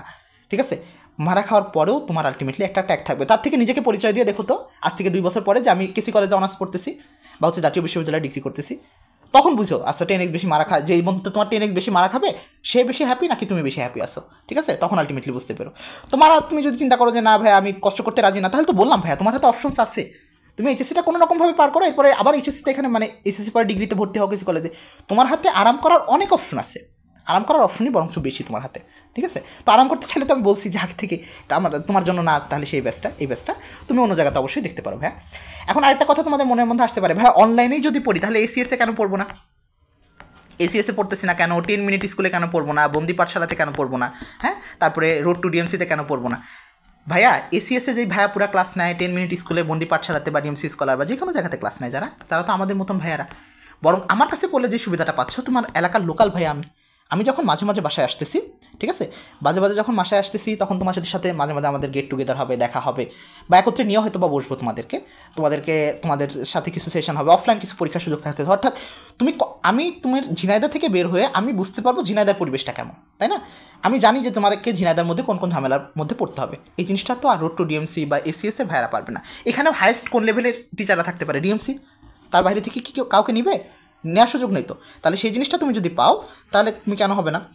ভাইয়া 2টা কি বইকে অল্টারনেট করে পড়াবেন? হ্যাঁ অল্টারনেট করে পড়বো। আমরা হচ্ছে বোটানি একটা পেপার, মানে বোটানি একটা চ্যাপ্টার, দেন জুলজি একটা চ্যাপ্টার, আবার বোটানি আবার জুলজি। ইনশাল্লাহ তোমাদের সিলেবাস 3বার শেষ হবে, একটু মিলাই নিও কাইন্ডলি, 3বার আমরা সিলেবাস শেষ করব। যদি না মিলাইতে পারি তারপরে আমার সাথে তোমাদের কথা হবে। এইচএসসি 25 ব্যাচের ক্ষেত্রে 3বার শেষ করার পরে ওদেরকে ফিজিক্স প্লাস কেমিস্ট্রি এই 2টাও দেখাই দিছি, তারপরেও এইচএসসি পরীক্ষা শেষ হওয়ার 3 মাস আগে ওদের ছুটি দিয়ে দিছি, 3 মাস আগে। ঠিক আছে, এটা পসিবল, আমি যেহেতু নিজে পড়াইছি এটা আমি জানি। ঠিক আছে, ওকে, তাহলে এই হচ্ছে মোটামুটি আমাদের প্ল্যান। কেন আমার কাছে পড়বা অনলাইনে না, কেন আমাকে সিলেক্ট করবা এটার কারণ বলছি, কেন অনলাইনে পড়বা সেটার কারণ বলে ফেলছি। আমাদের কোর্স প্ল্যান বলছি কী কী দিনে ক্লাস হবে, রবি মঙ্গল বৃহস্পতি। তো নেক্সট দিনে ক্লাস থাকতেছে রবি মঙ্গল বৃহস্পতির মধ্যে। আজকে হচ্ছে মঙ্গলবার, তাই না? তো মঙ্গলবার থাকলে হচ্ছে নেক্সট আর কি পরশু দিন আমাদের ক্লাস হবে 10 তারিখ, অর্থাৎ 12 তারিখে আমাদের নেক্সট ক্লাস, 12 তারিখে রাত 8টার সময়। জিকে ইংলিশ কি ডেইলি থাকবে? হ্যাঁ, জিকে ইংলিশের যে ব্যাপারটা আমি ডেইলি পড়া দিয়ে দিব, ওইটা হয়তো বা আমাদের এক্সামে থাকবে। ইয়েস, প্রত্যেক দিন হয়তো বা 1 পৃষ্ঠা হাফ পৃষ্ঠা করে আমি পড়া দিয়ে দিব, অল্প অল্প করে পড়া দিব, তোমরা পড়বা, এক্সাম অ্যাটেন্ড করবা। এই হচ্ছে জিকে ইংলিশের কাহিনী। আর কোনো কোয়েশ্চেন্স? কোর্স ফি সম্পর্কে বলে ফেলছি ভাইয়া, মান্থলি 1000 টাকা, মান্থলি 1000। এটা হচ্ছে 1 থেকে 10 তারিখের মধ্যে অগ্রিম একটু পেমেন্ট করে দিবা, অর্থাৎ তোমরা স্যারেদের কাছে যেই টাকা দিয়ে পড়তেছো সেই টাকায়, আমি এখান থেকে অনেক বেশি নিতেছি না। আগেই বলছি ভাইয়া, ঢাকা মেডিকেলের একটা স্টুডেন্ট, আমরা বাইরে গিয়ে পড়ানোর ক্ষেত্রে ঢাকাতে মিনিমাম 18 থেকে 19,000 টাকা, মানে 18 থেকে 20K এরকম টাকাতে পড়াই। সেই জায়গাটাতে আমার এলাকার স্টুডেন্টদেরকে আমি পড়াবো, অনলাইনে পড়াবো, এই জন্য ঠিক আছে। হ্যাঁ, জিকে ইংলিশের বই পড়তে হবে, ভালো একটা কোশ্চেন। জিকে ইংলিশের বইয়ের কথা আমি বলে দিব নেক্সট ক্লাসে। জিকে ইংলিশের জন্য আপাতত আমি কোনো বই কিনতে বলবো না, আমি একটা বই পড়াবো PDF। তবে তোমাদের যদি বই কেনার ইচ্ছে থাকে MP3 বইটা কিনতে পারো ইংলিশের জন্য, MP3। আর ইয়ের জন্য জিকের জন্য, আর ইংলিশের জন্য অ্যাপেক্স বইটা কিনতে পারো। এই দুইটা বই কাছে কালেকশনে রাখা ভালো। মেডিকেল অ্যাডমিশন টেস্টের জন্য MCQ সলভের ভালো দুইটা বই, অ্যাপেক্স আর MP3। আমার হয়তো বা ডেইলি পরীক্ষাগুলোতে MCQগুলো আমি দুইটা জায়গা থেকে দিব, MP3 অ্যাপেক্স। ঠিক আছে, জাস্ট আমাদের লাইব্রেরিতে যাবা, MP3 এবং অ্যাপেক্স দুইটা নাম বলেই পাওয়া যাবে। আর কোনো কোশ্চেন হচ্ছিল ভাই আপনার অ্যাডমিশন জানি না একটু বলেন। হ্যাঁ, অ্যাডমিশন জানি না, আস্তে আস্তে কথা হবেই। আজকের দিনের মধ্যে সব শুনে ফেলবা, নেক্সট দিন তো কথা হবে। আমি 1 ঘন্টার প্রমিস করছিলাম, 1 ঘন্টার মধ্যে ভাইয়া আপনার কাছ থেকে পড়ে কয়জন মেডিকেলে চান্স পেয়েছি। ইয়েস, আমার ব্যাচের যারা আমি হচ্ছে পড়ানোর সুযোগ পাইছিলাম দুইটা ব্যাচকে। প্রথম হচ্ছে 23 ব্যাচকে, দেন 24 ব্যাচকে। তো 23 ব্যাচে হচ্ছে মাত্র আমি 4টা স্টুডেন্টকে পড়াইছিলাম, মাত্র নতুন ছিল তো কেউ বেশি ভরসা করতে পারতেছিল না। অ্যাডমিশনে 4টা স্টুডেন্ট পড়াইছিলাম, 4টা স্টুডেন্টের মধ্যে 2জন মেডিকেলে, একটা ঢাকা ইউনিভার্সিটিতে, আরেকজন কৃষি ইউনিভার্সিটিতে চান্স পাইছে। ঠিক আছে, 2জন, এর মধ্যে 4 জনের মধ্যে 2জন মেডিকেলে চান্স পাইছে, একজন হচ্ছে ডিউতে, আরেকজন এইবার হচ্ছে কৃষিতে চান্স পেলো, এগ্রিকালচারে। আর 24 ব্যাচের স্টুডেন্টও এরকম 4 জন মতো ছিল, ওদের ক্ষেত্রেও সেম রেজাল্ট। বাট এরপর এগুলো তো আসলে এখনও পরীক্ষা দেয়নি, তো আমি বুঝতে পারতেছি না হ্যাঁ ওদের থেকে কেমন হবে। আর নেক্সট তো তোমরা আসবে। আমি আসলে খুব বেশি বড় হয়ে গেছি এরকমটা না, আমি এমনিতে মেডিনের সাথে যুক্ত আছি। খুলনা মেডিন যেটা আছে, মেডিন অ্যাডমিশন কোচিং, ওদের হচ্ছে ইনস্ট্রাক্টর হিসেবে কাজ করি। যদিও ওখানে ক্লাস নেওয়া হয় না, ওখানে গিয়ে আসলে ক্লাস নেওয়া থেকে আমার বেশি প্রেফারেবল হচ্ছে আমার এলাকার স্টুডেন্টদেরকে পড়ানো। আমি অলওয়েজ মানে প্রথম থেকে অ্যাডমিশনের একবারে প্রথম থেকে এই পর্যন্ত আমার এলাকার স্টুডেন্টকে পড়ানোতে সব থেকে বেশি প্রেফারেবল। মানে আমি চাই যে আমার শ্রমটা বা আমার কথাগুলো আমার কেসি কলেজের স্টুডেন্ট, ঝিনাইদের স্টুডেন্টের জন্য কাজে লাগুক। হ্যাঁ ভাই, অ্যাডমিশনে বায়োলজির জন্য কোন বই তো পড়তে হবে? ওই যে দুইটা বইয়ের কথা বললাম, জাস্ট ওই দুটা পড়লে হবে। আর আমার কথা শুনতে হবে, আমি যে এক্সট্রা ইনফরমেশনগুলো বলে দিব। মাজেদা ম্যামের বই দেখো, আমি বলছিলাম না আমরা হচ্ছে হাসান স্যার আর গাজী আজমল স্যার পড়বো, এর পাশাপাশি আমি তোমাদেরকে বলে দিব মাজেদা ম্যামের বইয়ের তথ্য, আলিম স্যারের বইয়ের তথ্য, আজিবুর স্যারের বইয়ের তথ্য, আর মেঘনাথ স্যারের বইয়ের তথ্য। এই 4টা তথ্য আমি তোমাদেরকে বলে দিব। এটা তোমাদের কষ্ট করে শিখতে হবে না, কষ্ট করে বই কিনে দাগিয়ে শিখতে হবে না। আমি তোমাদেরকে বলে দিব এই পৃষ্ঠার মধ্যে মাজেদা ম্যামের কি। হ্যাঁ, কালকে না ভাইয়া, 12 তারিখে ক্লাস, 12 তারিখ রাত 8:30টার সময় ক্লাস। কালকে তো 11 তারিখ, তো পরশুদিন 12 তারিখ, পরশুদিন রাত 8:30টার সময় ক্লাস। হয়তো বা এই সপ্তাহটায় আমাদের হচ্ছে ফ্রি ক্লাস চলবে। তো কালকের থেকে আমি তো যশোর, সমস্যা নেই ভাইয়া, এইটা তো অনলাইনের ক্লাসে তো এটাই সুবিধা ভাইয়া। তুমি যশোর থাকো, খুলনা থাকো, ইনফ্যাক্ট বাংলাদেশের বাইরে থাকো, যেখানে থাকো না কেন তুমি জাস্ট মোবাইলটা সামনে নিয়ে বসে পড়তে পারবা। অনেকের ফোন কিনা নিয়ে মানে বই কিনা নিয়ে সমস্যা হতে পারে, ভাইয়া এখনো বই কিনিনি, তাদের জন্য প্রত্যেকটা রাইটারের লেটেস্ট এডিশনের PDF আমি তোমাদেরকে গ্রুপে দিয়ে দিব, টেলিগ্রাম গ্রুপে।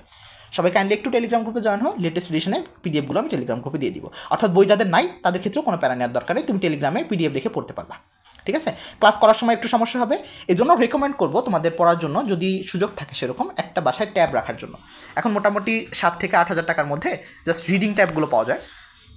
এবং এটার ক্ষেত্রে 2টা সাবধানতা। 1 নাম্বারটা হচ্ছে ট্যাব ইউজ করবা বাবা মা যখন থাকবে তখন। 1 নাম্বার সাবধানতা, বাবা মাকে বলে বাবা মার কাছে ট্যাব জমা থাকবে, তুমি পড়াশোনার পারপোসে বই পড়ার জন্য। বাবা মা যখন থাকবে তখন শুধুমাত্র ট্যাব ইউজ করবা। আর 2 নাম্বার পারপোসটা হচ্ছে ট্যাবে কোনো সিম ঢুকানো যাবে না, নো সিম, ট্যাবে কোনো সিম থাকবে না। এই 2টা তোমার হচ্ছে প্রিকশন নিয়ে তুমি 7 থেকে 8,000 টাকার মধ্যে একটা ট্যাব ইউজ করতে পারো। সেক্ষেত্রে তোমার বই কেনার খরচটা অনেক বেশি যাবে। ঠিক আছে, অনেক বই তোমার কিনতে হবে না, জাস্ট PDF পড়ে কাজ করাতে পারবা। পিসি, হ্যাঁ পিসি দিয়েও হবে, তুমি হচ্ছে পিসিতে পড়লেও পারবা, পিসি যদি থাকে বাসায় অ্যাভেলেবেল সেক্ষেত্রেও পারবা। ওকে, তাহলে এই হচ্ছে আমাদের মোটামুটি প্ল্যান। তাহলে এরপরে কারো কিছু জানার থাকলে বলতে পারো। আমাদের ক্লাসের রুটিন আমরা বলে দিচ্ছি। ভাই আপনি কি ঝিনাইদহে? হ্যাঁ ভাই, ঝিনাইদহতে আসি। আমার বাসা হচ্ছে এই যে পাগলাকানায়, মানে অগ্রযাত্রা ইজি বাইক, উপশহর পাড়া। অগ্রযাত্রা ইজি বাইকের এই জাস্ট পিছনে উপশহর পাড়ার দিকে। সুযোগ থাকলে দেখা করে যাও ভাইয়ের সাথে। ঠিক আছে, আমি অ্যাভেলেবেল আছি বাসাতে। যে কোনো ধরনের ইনফরমেশন লাগলে ভাইয়ের সাথে এসে দেখা করে যাও। বেশ অনেক দিনই আসি, মনে হয় সামনে সপ্তাহখানেক বা তারও বেশি আছি। ঝিনাইদহতেই আসি এখন, সামনে চলে যাবো অবশ্য ঢাকাতে। ক্লাস শুরু হলে ঢাকাতে চলে যাবো, তারপরে তো ঢাকাতে যাই বা ঝিনাইদহে থাকি, অনলাইনে ক্লাস হবে, অফলাইনে খুব মাঝে মাঝে আমরা বসবো। ঠিক আছে, কারণ আমার বাসায় এত বেশি স্পেস নাই যে তোমাদের সবাইকে আনতে পারবো। হ্যাঁ, তো এই হচ্ছে অবস্থা। তো আর কিছু মোবাইলটাকে দেওয়া যাবে ভাই আপনার মোবাইল নাম্বারটা? হ্যাঁ, মোবাইল নাম্বারটা দেওয়া যাবে, আমি গ্রুপে দিয়ে দিব, আমি মোবাইল নাম্বার দিয়ে দিব। তোমার আব্বু আম্মু যদি কেউ আমার সাথে কথা বলতে চাও, কথা বলে নিতে পারো। আব্বু আম্মুকে কনভিন্স করানোর দায়িত্ব আমার। যদি আব্বু আম্মু চায় যে হচ্ছে না পড়াশোনা আমি অনলাইনে করতে দিব না বাচ্চাকে, তো সেই ক্ষেত্রে তাদেরকে কনভিন্স করার দায়িত্ব আমার। ঠিক আছে, আমি তাও লিখে দিচ্ছি, একটু লিখে নিতে পারো। মোবাইল নাম্বার হচ্ছে 01979370727। হ্যাঁ, 01979370727, সরি লাস্টে 2 হবে। খালি আমি এই লেখার সময় ভুল লিখি, একটু দাঁড়াও ঠিক করি। 370727। ওকে, এই হচ্ছে মোবাইল নাম্বার। তাহলে কারো কোনো রকম ইনফরমেশন লাগলে আমার কাছ থেকে জানতে পারো। মেসেঞ্জারে আমি অ্যাভেলেবেল আছি, গ্রুপে অ্যাভেলেবেল আছি। যে কোনো ধরনের ইনফরমেশন লাগলে নেক্সট আমরা বলে দিতে পারবো। তো ইনশাল্লাহ সামনে নিহাল ভাইয়ের সাথে আরও দেখা হবে। রাফসান ভাইয়ের সাথে দেখা হবে, মুনতাসির ভাই মুৎস থাকবে আমাদের যে কোনো ধরনের ম্যাটেরিয়ালস বা যে কোনো ধরনের হেল্প নিয়ে 24/7 তুমি হচ্ছে যে কোনো সমস্যা হলে আমার কাছে জানতে পারবা। আর নেক্সট ইনশাল্লাহ পরশু দিন থেকে আমাদের অনলাইন ক্লাস শুরু হবে।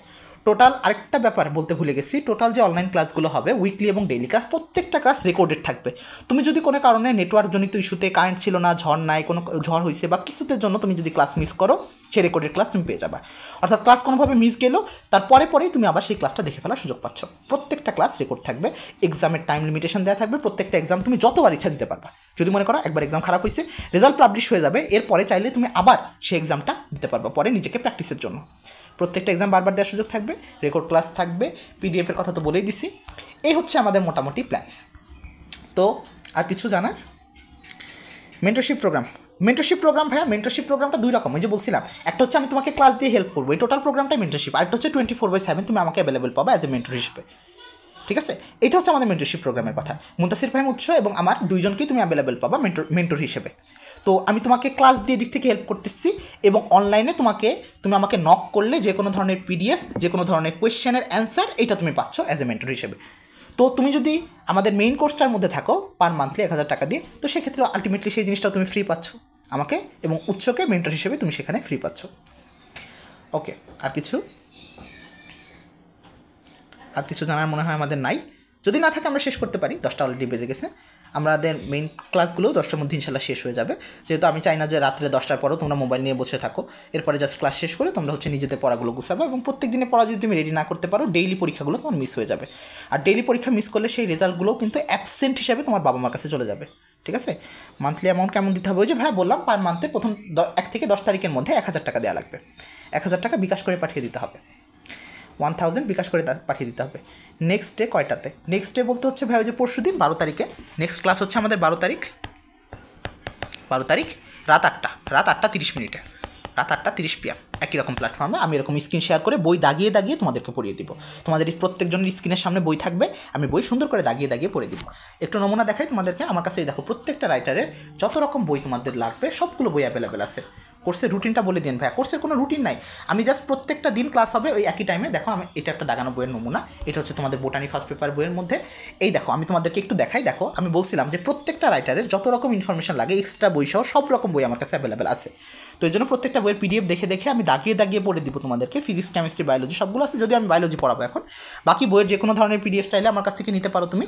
ঠিক আছে, তো এবং এক্সট্রা রাইটারের বই যত লাগে সেগুলো তুমি নিতে পারো। ওকে, এই হচ্ছে আমাদের মোটামুটি অবস্থা। হ্যাঁ, আরেকটা কি জানি বলতেছিলা, কে জানি? আর কিছু একটু আমাকে বলো তো কাইন্ডলি। আমি একটু মেসেজটা একটু চেক করি, মেসেজের মধ্যে কি আরও ছিল কয়েকটা কথাবার্তা। ভাই রুটিনটা একটু দিয়ে ওইটা বলে দিছি, রুটিন কোনো নাই। আমরা জাস্ট আপাতত তো 2টা দিন, সামনের 2টা দিন আমরা শুধুমাত্র পড়বো। শুধুমাত্র হচ্ছে কয়টা সাবজেক্ট পড়বো আমরা? হ্যাঁ, কয়টা সাবজেক্ট পড়বো যে শুধুমাত্র দেখো 2টা, মানে বায়োলজি ফার্স্ট পেপার এবং সেকেন্ড পেপার। কলেজ লাইফে তুমি একটা স্যারের কাছ থেকে কখনোই একটার বেশি সাবজেক্ট পড়তে পারবে না, কারণ ভাইয়া প্রত্যেকটা সাবজেক্ট তো 2টা করে পেপার। একটা টিচার সপ্তাহে পড়াবে তোমাকে 3 দিন, তো সে যদি 2টা সাবজেক্টের দায়িত্ব নেয়, 2 সাবজেক্ট মানে কয়টা বই তাকে পড়াতে হবে? 4টা বই। 4টা বই তাকে পড়াতে হবে। 4টা বই কীভাবে সে সম্ভব সপ্তাহে 3 দিনের মধ্যে? সম্ভব? সেটা সম্ভব না। এই জন্য কখনোই সেই ভুলটা করিও না। একটু টাকা হয়তো বা খরচ বেশি হবে, বা যেটাই হোক না কেন, আমি যেভাবে বলি না কেন, অন্তত প্রত্যেকটা স্যারের কাছে একটা করে সাবজেক্ট পড়ো। ফিজিক্সের ক্ষেত্রে একটা, বায়োলজির ক্ষেত্রে একটা, কেমিস্ট্রির ক্ষেত্রে একটা, আলাদা 3টা স্যারের কাছে পড়ো অন্তত, এই 3টা সাবজেক্টের জন্য। আর ম্যাথের জন্য একটা। এখন ম্যাথ নিয়ে একটু কথাবার্তা আছে, অনেকে যাদের ম্যাথের দুর্বলতা আছে সায়েন্সের থেকে তোমরা ম্যাথটাকে স্কিপ করতে পারো, অন্তত যাদের মেডিকেল টার্গেট, কারণ মেডিকেলে কিন্তু সামনে আমাদের ম্যাথের কোনো প্রয়োজনীয়তা নাই। যদি চাও তোমরা ম্যাথটাকে স্কিপ করে সেখানে কৃষি শিক্ষা বা ভূগোল নিতে পারো। মেডিকেল অ্যাডমিশন টেস্টের ক্ষেত্রে এটার উপরে কোনো ইফেক্ট পড়বে না, তুমি একেবারে সুন্দর মতো মেডিকেল অ্যাডমিশন টেস্ট দিতে পারবা, কেউ তোমাকে আটকাবে না। ইনফ্যাক্ট এটা একটা গুড ডিসিশন, কারণ ইন্টারমিডিয়েটের ম্যাথটা অনেক বেশি কঠিন। ঠিক আছে, এটার জন্য একটা ভালো মেন্টরের দরকার হয়, যেটা আমাদের ঝিনাইদহতে অ্যাভেলেবেল নাই, এবং অনলাইনেও খুব ভালো মেন্টরশিপ আমাদের ঝিনাইদহ থেকে কেউ দেয় বলে আমি জানি না। তো এই জন্য সেটা একটা বেটার অপশন, যদি তুমি হচ্ছে ম্যাথটাকে স্কিপ করতে পারো। আর কিছু? ঠিক আছে, তাহলে আমরা সাবজেক্ট পড়বো আলটিমেটলি এটাই শুধুমাত্র। আপনার ম্যাথ ছিল? হ্যাঁ ভাই, আমার ম্যাথ ছিল এবং আমি ম্যাথে ভালো করছি, কারণ হচ্ছে আমাদের শর্ট সিলেবাস ছিল। আমাদের ম্যাথে 50% পড়া লাগেনি, আমরা মাত্র 50% পড়ে পরীক্ষা দিয়েছি। ইনফ্যাক্ট আমাদের এইচএসসিও হয়েছে প্রায় একটু শর্টের মধ্যে, এবং ম্যাথে আমার ভালো মার্কস ছিল। আমার এইচএসসি পরীক্ষা আমি যে 2022 সালে দেই, এইচএসসি পরীক্ষাতে আমার ফিজিক্সের মার্কস ছিল 200তে 200 আর কি, টোটাল 100 করে। কেমিস্ট্রিতে ছিল হচ্ছে 199 আউট অফ 200, বায়োলজিতে ছিল হচ্ছে 195 আউট অফ 200, আর ম্যাথে ছিল 199 আউট অফ 200। ঠিক আছে, মোটামুটি মার্ক। কেমিস্ট্রি কোন স্যারের কাছে পড়তেন? আমাদের সময় অ্যাভেলেবেল ছিল ঝিনাইদহতে মধু স্যার, মান্নান স্যার, পাশাপাশি ওই যে মেন্টরশিপে ছিলাম ইয়ের কাছে, তোমার হচ্ছে শিশির ভাইয়ের কাছে। আর আমাদের এদিকে একটা লোকাল আপু ছিল, মানে হচ্ছে ময়মনসিংহ মেডিকেলে এখন পড়েন, চয়নিকা আপু, মুক্তা আপু বলতাম আমরা, ওনার কাছ থেকে আমি মাঝে মাঝে দেখে নিতাম। Math nut animator properly. Okay, এইচএসসির মোট কত আওয়ার্স পড়তে হয়? এটা একটা ভালো কোয়েশ্চেন ভাই, কত ঘন্টা করে পড়বো? ফার্স্ট ইয়ারের জন্য পড়া মোটামুটি খুব বেশি না, লিমিটেড করা যাবে না, যতটুকু তোমার সময় লাগবে ততটুকু তো পড়বাই। জাস্ট হচ্ছে হ্যাঁ, শিশির ভাইয়ের কাছে পড়তাম, বায়োলজি শিশির ভাই ছিল আমাদের। শিশির ভাইকে অনেকে চিনো তোমরা ঝিনাইদহতে, তাহমিদুর রহমান শিশির ভাই হচ্ছে মেন্টর ছিল আমার। শিশির ভাইকে আমার কথা বলবা, শিশির ভাই একেবারে শেষ দিন পর্যন্ত আমাকে গাইড করছেন, অনেক ভালো একটা মানুষ শিশির ভাইকে সিয়াম ভাইয়ের কথা বলবা, চিনবে। কত ঘন্টা পর্যন্ত পড়তে হয় সেটার একটা প্রপার ডিসিশন যদি আমি বলি, অনেক ঘুরায় পেরায় কথাবার্তা বলা যায়। জাস্ট মনে রাখবা যে যদি তোমার এইচএসসি লেভেলের কথা বলি, ফার্স্ট ইয়ারের ক্ষেত্রে মোটামুটি এখন 7 ঘন্টা প্লাস পড়াশোনা তোমাকে করতে হবে। এটা কিন্তু প্রাইভেট বাদে বলতেছি, যে কোনো রকমের টিউশন প্রাইভেট বাদে ফার্স্ট ইয়ারে 7 ঘন্টার উপরে তোমাকে পড়াশোনা করতে হবে। শিশির ভাই অনলাইনে পড়ায় না ভাইয়া, শিশির ভাই এখন আর পড়ায় না, শিশির ভাই হচ্ছে অফলাইনে মাঝে মাঝে পড়ায়, যদি কিন্তু তুমি আসো, মানে ঝিনাইদহতে ভাইয়া যখন আসে মাঝে মাঝে পড়ায়। শিশির ভাই ফুল টাইম পড়ায় না কোনো ব্যাচ, শিশির ভাই আগেও কোনো ফুল টাইম ব্যাচ ছিল না, এখনও কোনো ফুল টাইম ব্যাচ নাই। অর্থাৎ আমি যে কথাটা বললাম প্রতি সপ্তাহে 3টা করে ক্লাস, পরীক্ষা, উইকলি এক্সাম এরকম ধরনের শিশির ভাইয়ের কোনো ব্যাচ নাই। শিশির ভাই নিজের রেটিনার সাথে যেহেতু যুক্ত, ভাই তুমি হচ্ছে নেক্সট 2 বছর পরে পড়তে পারবা, স্যারগুলোর কাছে পড়বে। হ্যাঁ, স্যারদের লিস্ট একটু বলে দেয়, বাংলা মানে আমাদের ঝিনাইদহতে কোন কোন স্যার অ্যাভেলেবেল আছে। ফিজিক্সের ক্ষেত্রে জাহিদ স্যার, আমি ফিজিক্সের ক্ষেত্রে জাহিদ স্যারের কাছে পড়তাম, জাহিদ স্যার। কেমিস্ট্রি 2 স্যারের কাছে একসাথে পড়তাম। মধু স্যারের কাছে আমার নাম বলবা, চিনবে। মধু স্যারের অনেক প্রিয় একটা স্টুডেন্ট ছিলাম আমি। মধু স্যার, মান্নান স্যার, দুইজনের কাছে পড়তাম। মধু স্যারের অনেক প্রিয় স্টুডেন্ট ছিলাম, মান্নান স্যারের অনেক প্রিয় স্টুডেন্ট ছিলাম, মান্নান স্যারের বড় ছেলে। হ্যাঁ, কবির স্যার ফিজিক্সে কেমন? কবির স্যারের কাছে ভাইয়া পড়ি নাই, জানি না কেমন, ঠিক আছে। কবির স্যারের কাছে অনেকে পড়ে, ভালো হওয়ার কথা। আচ্ছা, তবে ফিজিক্সে আমার জানার মতো জাহিদ স্যার ঝিনাইদহর ক্ষেত্রে অত্যন্ত বেস্ট। ম্যাথের ক্ষেত্রে আনারুল স্যার মাস্ট, ম্যাথ রবি স্যারের কাছে প্রথম কিছুদিন গেছিলাম, যাই হোক, কিন্তু Anarul sir must. Anarul sir ম্যাথের জন্য বেস্ট। আনারুল স্যার তোমাকে ম্যাথে একটা ক্লিয়ার কনসেপ্ট ধারণা দিবে, যেটা তুমি ঝিনাইদহতে। বায়োলজির ক্ষেত্রে রহমত স্যারের কাছে পড়তাম, একবার A to Z রহমত স্যারের কাছে পড়তে পারো। এই হচ্ছে আমার স্যারের লিস্ট ছিল এটা। এরপরে বাংলা, ইংলিশ, আইসিটি সবই স্যারের কাছে পড়ছি। বাংলা পড়ছি হচ্ছে শৌখিন স্যারের কাছে। শৌখিন স্যার এখন আর পড়ায় না মনে হয়। শৌখিন স্যারের বাসা পাকলাকারে। ইংলিশ পড়ছি রাজু স্যারের কাছে। রাজু স্যারের কাছে সিয়াম ভাইয়ের নাম বলবো, রাজু স্যার। আইসিটি আজাদ স্যারের কাছে। আজাদ স্যারের অনেক প্রিয় একটা স্টুডেন্ট ছিলাম আমি। আইসিটি হচ্ছে আজাদ স্যার। এই প্রত্যেকটা স্যার আমাকে খুব ভালো মতন চিনে। স্যারেদের কাছে হচ্ছে জাস্ট বলবা, প্রত্যেকটা স্যারের কাছে হয়তো বা কোনো স্যারের কাছ থেকে আমার নাম শুনছো তোমরা, স্যারেরা মাঝে মাঝে শুনছি গল্প করে, যাই হোক জানি না শুনছো কিনা, বাট প্রত্যেকটা স্যারের কাছে, যে কোনো স্যারের কাছে আমার নাম বলবা, স্যাররা চিনবে, এবং স্যারেদের কাছে আমি বেশ ভালোই ছিলাম আর কি। যাই হোক, তো এই হচ্ছে আমার স্যার লিস্ট ছিল এটা। পাশাপাশি অন্য স্যারেরাও ঝিনাইদহতে পড়ায়, কিন্তু আমার স্যারের লিস্ট ছিল এটা। আইসিটি কীভাবে পড়বো ভাইয়া? কোর্স করে। হ্যাঁ, আইসিটি আজাদ স্যার 3 মাসের কোর্স করায় ভাইয়া, আজাদ স্যারের কাছে পড়তে পারো। আজাদ স্যার হচ্ছে 3 মাসে তোমাকে শেষ করে দিবে, 3 থেকে 4 মাসের মধ্যে একটা কোর্স আছে স্যারের। সেকেন্ড ইয়ারে কত আওয়ার্স পড়বো? ওই যে বলছিলাম 7 ঘন্টা না, ওই 7 ঘন্টাটা একটু বাড়বে তখন। সেকেন্ড ইয়ারে গিয়ে এটা দাঁড়াবে হচ্ছে 10 ঘন্টা প্লাস, 10 আওয়ার প্লাস পড়াশোনা করতে হবে। তবে আমি বলবো হচ্ছে 12 ঘন্টার উপরে পড়াশোনা করাটা বেটার, 12 আওয়ার মতন পড়াশোনা করাটা বেটার সেকেন্ড ইয়ারে যদি যাও। বাট ফার্স্ট ইয়ারে 7 ঘন্টা মিনিমাম তোমাকে পড়তে হবে। 7 ঘন্টার কম যদি পড়ো ভালো করা সম্ভব না, তোমার শেষ হবে না তো ভাইয়া। ফিজিক্স, কেমিস্ট্রি, বায়োলজি, ম্যাথ শেষ করতে পারবে না। আর কিছু স্যারের ইনস্ট্রাকশন বলছি, টাইমের কথাটা বলছি, আর কিছু কোশ্চেন? হ্যাঁ, ভালো তোমরা জিজ্ঞেস করো, সমস্যা নেই। হ্যাঁ, শিওর হবে। ভাই কত ঘন্টা ঘুমাইতেন? ভালো, খুব সুন্দর কোশ্চেন, এটার অপেক্ষা ছিলাম, এটা আসেনি কেন এতক্ষণ।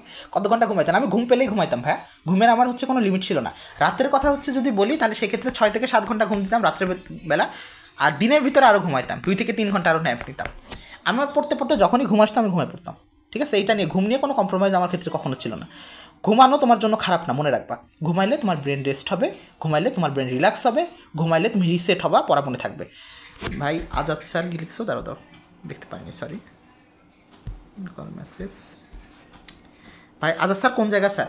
আজাদ স্যার মনে হয় সে কি কোনো জায়গার স্যার কি না, স্যার হচ্ছে কোন জায়গাতে ইকোনমিক্সে পড়াতেন, বাট আজাদ স্যার হচ্ছে প্রফেশনালভাবে তিনি পড়ান, প্রফেশনালভাবে আইসিটি পড়ান। তিনি কোনো স্পেসিফিক জায়গার মনে হয় স্যার না, বাট প্রফেশনালভাবে তিনি আইসিটি পড়ান আর কি। আসলে ইনস্টিটিউশন বিচার করে আসলে এখানে এখন স্যার পাওয়া মুশকিল, যে না তুমি সব সাবজেক্টের ক্ষেত্রে পাবাও না। দেখতে পারো নতুন নতুন কিছু স্যার আছে, অনেকে সম্রাট ভাইয়ের কাছে পড়তো আমাদের ব্যাচের কিছু স্টুডেন্টরা, অনেকে মেহেদি ভাইয়ের কাছে পড়তো, আমি জানি না মেহেদি ভাই মনে হয় ভালো পড়ায়, আমি পড়িনি কখনো আর কি। আমার স্যারের লিস্টটা আমি শেয়ার করলাম আর কি, বুঝছো, মানে এনাদের কাছে আমি পড়ছি আর কি টোটাল টাইমটা, অন্য কোনো স্যারদের কাছে যাইনি। তো এইটা আমি শেয়ার করলাম। বাকি স্যারেরা যে পড়ায় না ঝিনা দিতে সেটাও না, তারাও পড়ায়, তারাও ভালো পড়ায়, বাট আমার স্যারের লিস্টটা এরকম ছিল। আর কিছু ভাই তাহলে ঘুমানোর ক্ষেত্রে কম্প্রোমাইজ করা যাবে না, যখনই ঘুম আসবে ঘুমাবা, তবে নেশা যেন না হয় হ্যাঁ, ঠিক আছে, 12 ঘন্টার উপরে যেন না চলে যায়। মোটামুটি সব মিলিয়ে 7 থেকে 8 ঘন্টা 10 ঘন্টা মতন ঘুমাও, রাত্রে একটা ঘুম দাও, দিনের মধ্যে 2-1 ঘন্টার একটা ন্যাপ নাও, এই হচ্ছে অবস্থা।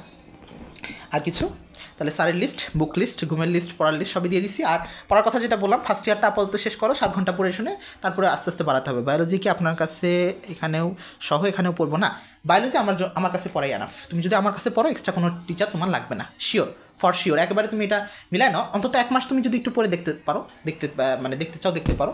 আমার কাছে যদি বায়োলজি পড়ো, পাশাপাশি অন্য কোনো টিচার তোমার বায়োলজির জন্য এক্সট্রা লাগবে না, ঠিক আছে, একবারে 100% এটা এখান থেকেই কভার হবে। এক্সট্রা যে কোনো রকম ইনফরমেশনের জন্য এক্সট্রা তোমার টিচার লাগবে না।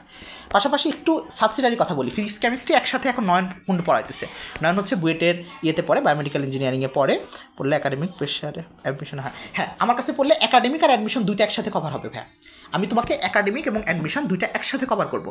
আচ্ছা, যেটা বলতেছিলাম যে তোমরা হচ্ছে ফিজিক্স আর কেমিস্ট্রির জন্য একত্রে মিলে হচ্ছে 9 কুণ্ডুর কাছে পড়তে পারো। ও হচ্ছে এখন পড়াইতেছে একাডেমি প্লাস অ্যাডমিশন, ইয়েস হ্যাঁ, ও এখন পড়াচ্ছে। আর কেমিস্ট্রির জন্য শুধু কেমিস্ট্রি পড়তে চাইলে রাহাতের কাছে পড়তে পারো। রাহাত হচ্ছে ঢাকা বিশ্ববিদ্যালয়ে কেমিস্ট্রিতে পড়ে, আমাদের সাথে চান্স পাইছিল, ঠিক আছে। হ্যাঁ, নয়ন দাদা আমার ব্যাচমেট, নয়ন হচ্ছে আমার ব্যাচমেট।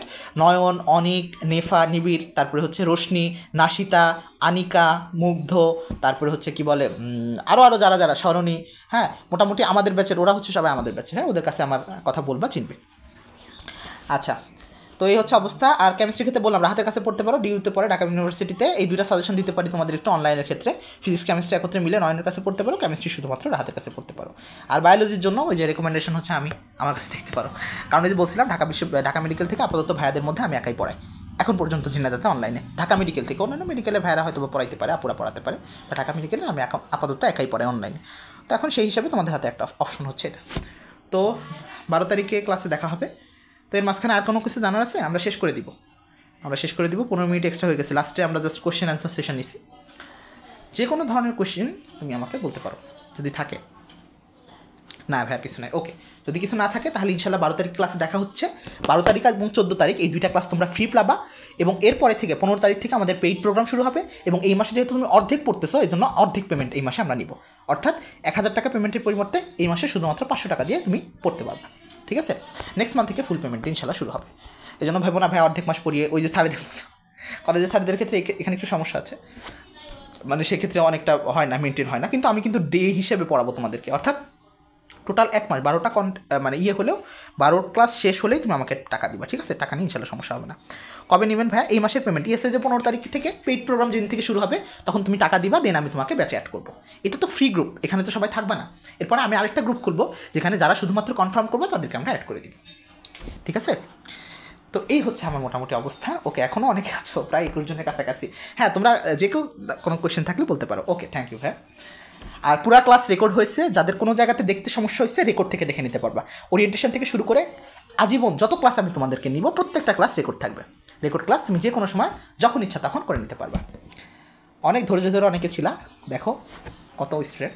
তো থাকার জন্য অনেক থ্যাংক ইউ। নিহাদের সাথে কথা হলো, ইনশাল্লাহ সামনে আরও অনেক টপারদের সাথে কথা হবে, আমার সাথে কথা হবে। 2 বছর বা 2.5 বছরের জার্নিটা ইনশাল্লাহ খুব সুন্দর একটা জার্নি কাটবে আমাদের, যদি আমরা একসাথে থাকি আর কি। আপস টু ইউ। খুব বেশি এখানে তোমাদের সময় দেওয়া লাগবে না, আমি তোমাদেরকে খুব বেশি সময় নিব না। আমি একটা প্রসেসের মধ্যে দিয়ে নিয়ে যাব, তোমাদেরকে একটা রোড ম্যাপ দেখাই দিব, কীভাবে পড়তে হয়, কীভাবে পড়াশোনা গোছাতে হয়, কীভাবে ভালো করতে হয় সেই জিনিসটা শিখিয়ে দিব। আর বাকিটা তোমাদের হাতে, ঠিক আছে। যদি থাকো ইনশাল্লাহ খুব ভালো একটা জার্নি কাটবে এটা। আর বাবা মাকে কনভিন্স করার দায়িত্ব আমাকে দাও, আমাকে ফোন দিয়ে ধরে দাও। যদি অনলাইনে পড়াতে না চায় সেক্ষেত্রে আমি বলে দিব, হ্যাঁ।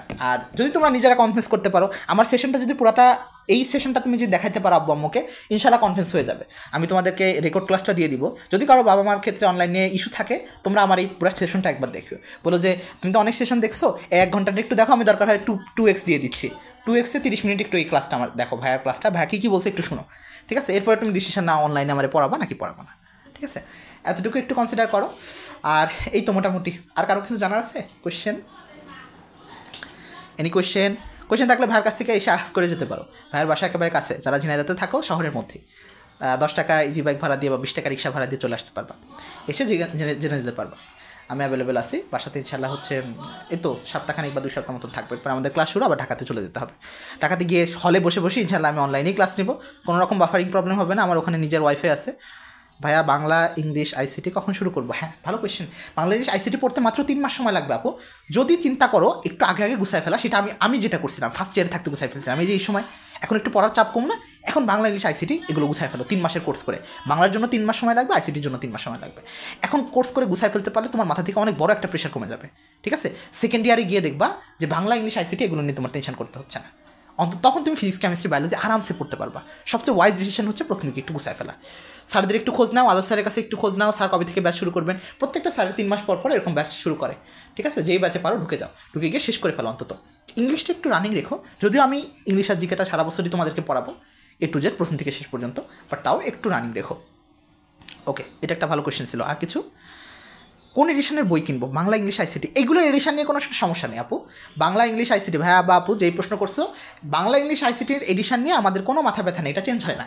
তুমি যে কোনো এডিশন পড়তে পারো। এখন যেটা বাজারে পাওয়া যায়, কালকে গিয়ে বাজার থেকে তুমি যে এডিশন কিনবা সেটা দিয়ে তুমি এইচএসসি পরীক্ষা দিতে পারবা, সমস্যা হবে না। ঠিক আছে, আচ্ছা। আর কিছু আমরা জানতে চাই, যদি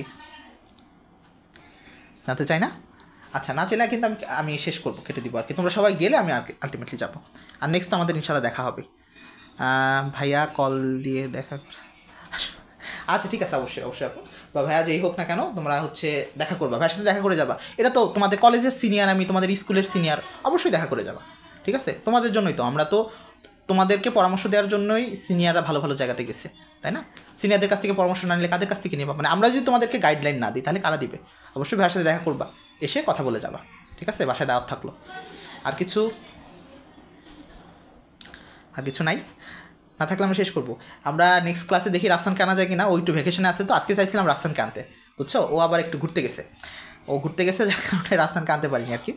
রাফসানকে আনবো, এরপর সর্বাকে আনার চেষ্টা করবো, যে হচ্ছে গত বছর ফার্স্ট হয়েছিল, তারপরে হচ্ছে এই বছর যে ফার্স্ট হয়েছিল সুশোভন বাসার, বা সেকেন্ড বা থার্ড, যাকে তোমরা চাও। ঠিক আছে, জাতীয় মেধার যাকে তোমরা দেখতে চাও আমাকে বলবা, ভাইয়া ওনার ক্লাস করবো বা ওনার কথা একটু শুনবো, এনে দেখা করাই দিব। ঠিক আছে, এটা তো সুবিধা। তুমি অনলাইনে অন্যান্য প্ল্যাটফর্মে তো সেই সুযোগটা পাচ্ছ না। একটা জায়গাতে তোমার টিচার ফিক্স, তারাই শুধুমাত্র ক্লাস নিচ্ছে, অন্যদের মতামত শোনা বা অন্যদের গাইডলাইন শোনার কোনো সুযোগ নাই। নিহাল আজকে একটু ব্যস্ত ছিল বলে, বাট নিহাল কিন্তু অনেক বেশি জানে। ও গত এডিশনে, মানে গতদের ওরিয়েন্টেশন, গত ব্যাচের ওরিয়েন্টেশনেও নিহাল ছিল, 26 ব্যাচের ওরিয়েন্টেশনে। তো ওদের ওরিয়েন্টেশনে অনেক বেশি কথাবার্তা বলছে যে কীভাবে আলটিমেটলি তুমি ভালো টালো করবা। ও বিশেষ করে ও কিন্তু একাডেমিক অ্যাডমিশন দুইটা একসাথে মেনটেন করছে, শুধুমাত্র অনলাইনে। নিহাল কিন্তু এমন একটা স্টুডেন্ট, ও অনলাইনে টোটাল ওর ইয়েটা করছে, পড়াশোনাটা করছে। ঠিক আছে, এবং নিহাল কিন্তু এখনও অনলাইনের প্রতি প্রচুর মানে ডিপেন্ডেন্ট। আমাদের মেডিকেল এডুকেশনেও এখনও কিন্তু অনলাইনে টিচারদের ক্লাস, যেমন আমরা হচ্ছে পাকিস্তানি বিভিন্ন টিচারদের ক্লাস দেখি, ইন্ডিয়ান টিচারদের ক্লাস দেখি, আমেরিকান টিচারদের ক্লাস দেখি। ভাই, অনলাইনকে তুমি অ্যাভয়েড করে যাবা কতদিন সম্ভব অনলাইনকে অ্যাভয়েড করে যাওয়া? এখানে তোমাকে আসতেই হবে, কারণ পৃথিবীতে এখন বিশ্বায়ন। তুমি বাংলাদেশে বসে ইন্ডিয়ার ক্লাস, পাকিস্তানের ক্লাস, ওই সব টিচারদের ক্লাস দেখতে পারছো, তাদের নোট পড়তে পারতেছো। অবশ্যই তোমাকে এখানে আসতেই হবে, ঘুরে না কখনো না কখনো। জেদ ধরে যদি বসে থাকো, কখনোই অনলাইনে যাবো না, অফলাইনে যতদূর পারা যায় করবো। সেই জেদের মানে আলটিমেটলি জেদের ক্ষতির কারণ তুমি নিজেই হবা, কারণ অন্যরা তোমাদের থেকে আগিয়ে যাবে। আর তুমি জেদ ধরে বসে আসো, তুমি অফলাইনে সব শেষ করবা, এদিকে তুমি আলটিমেটলি পিছিয়ে পড়ে যাবা। ঠিক আছে, এই জন্য অনলাইনটাকে গ্রহণ করতে হবে। এটাকে আমরা যদি সাদরে গ্রহণ করি তাহলে বরং এটা আমাদের জন্যই বেটার। ওকে, আর কিছু? আচ্ছা, আর কিছু না করলে আমরা শেষ করে দিব। আমি হচ্ছে রেকর্ডিংটা তাহলে মনে হয় অফ করে দিতে পারি। কিছু জানতে চাও? না জানতে চাইলে তোমরা লিভ নিতে পারো করে, আমি তো তোমাদেরকে রেখে যেতে পারি না। হ্যাঁ, জাস্ট ওই যে সামনের দিকে লাল বাটন আছে, ওইটা টিপলে লিভ হয়ে যাবে। ওকে, আল্লাহ হাফিজ। ওকে ভাই, আল্লাহ হাফিজ, ভালো থেকো। নেক্সট ক্লাস ইনশাল্লাহ দেখা হবে 12 তারিখে, আমাদের first class botany first chapter, মানে বায়োলজি ফার্স্ট পেপার ফার্স্ট চ্যাপ্টারের প্রথম ক্লাস নিয়ে দেখা হবে ইনশাল্লাহ। আল্লাহ হাফিজ।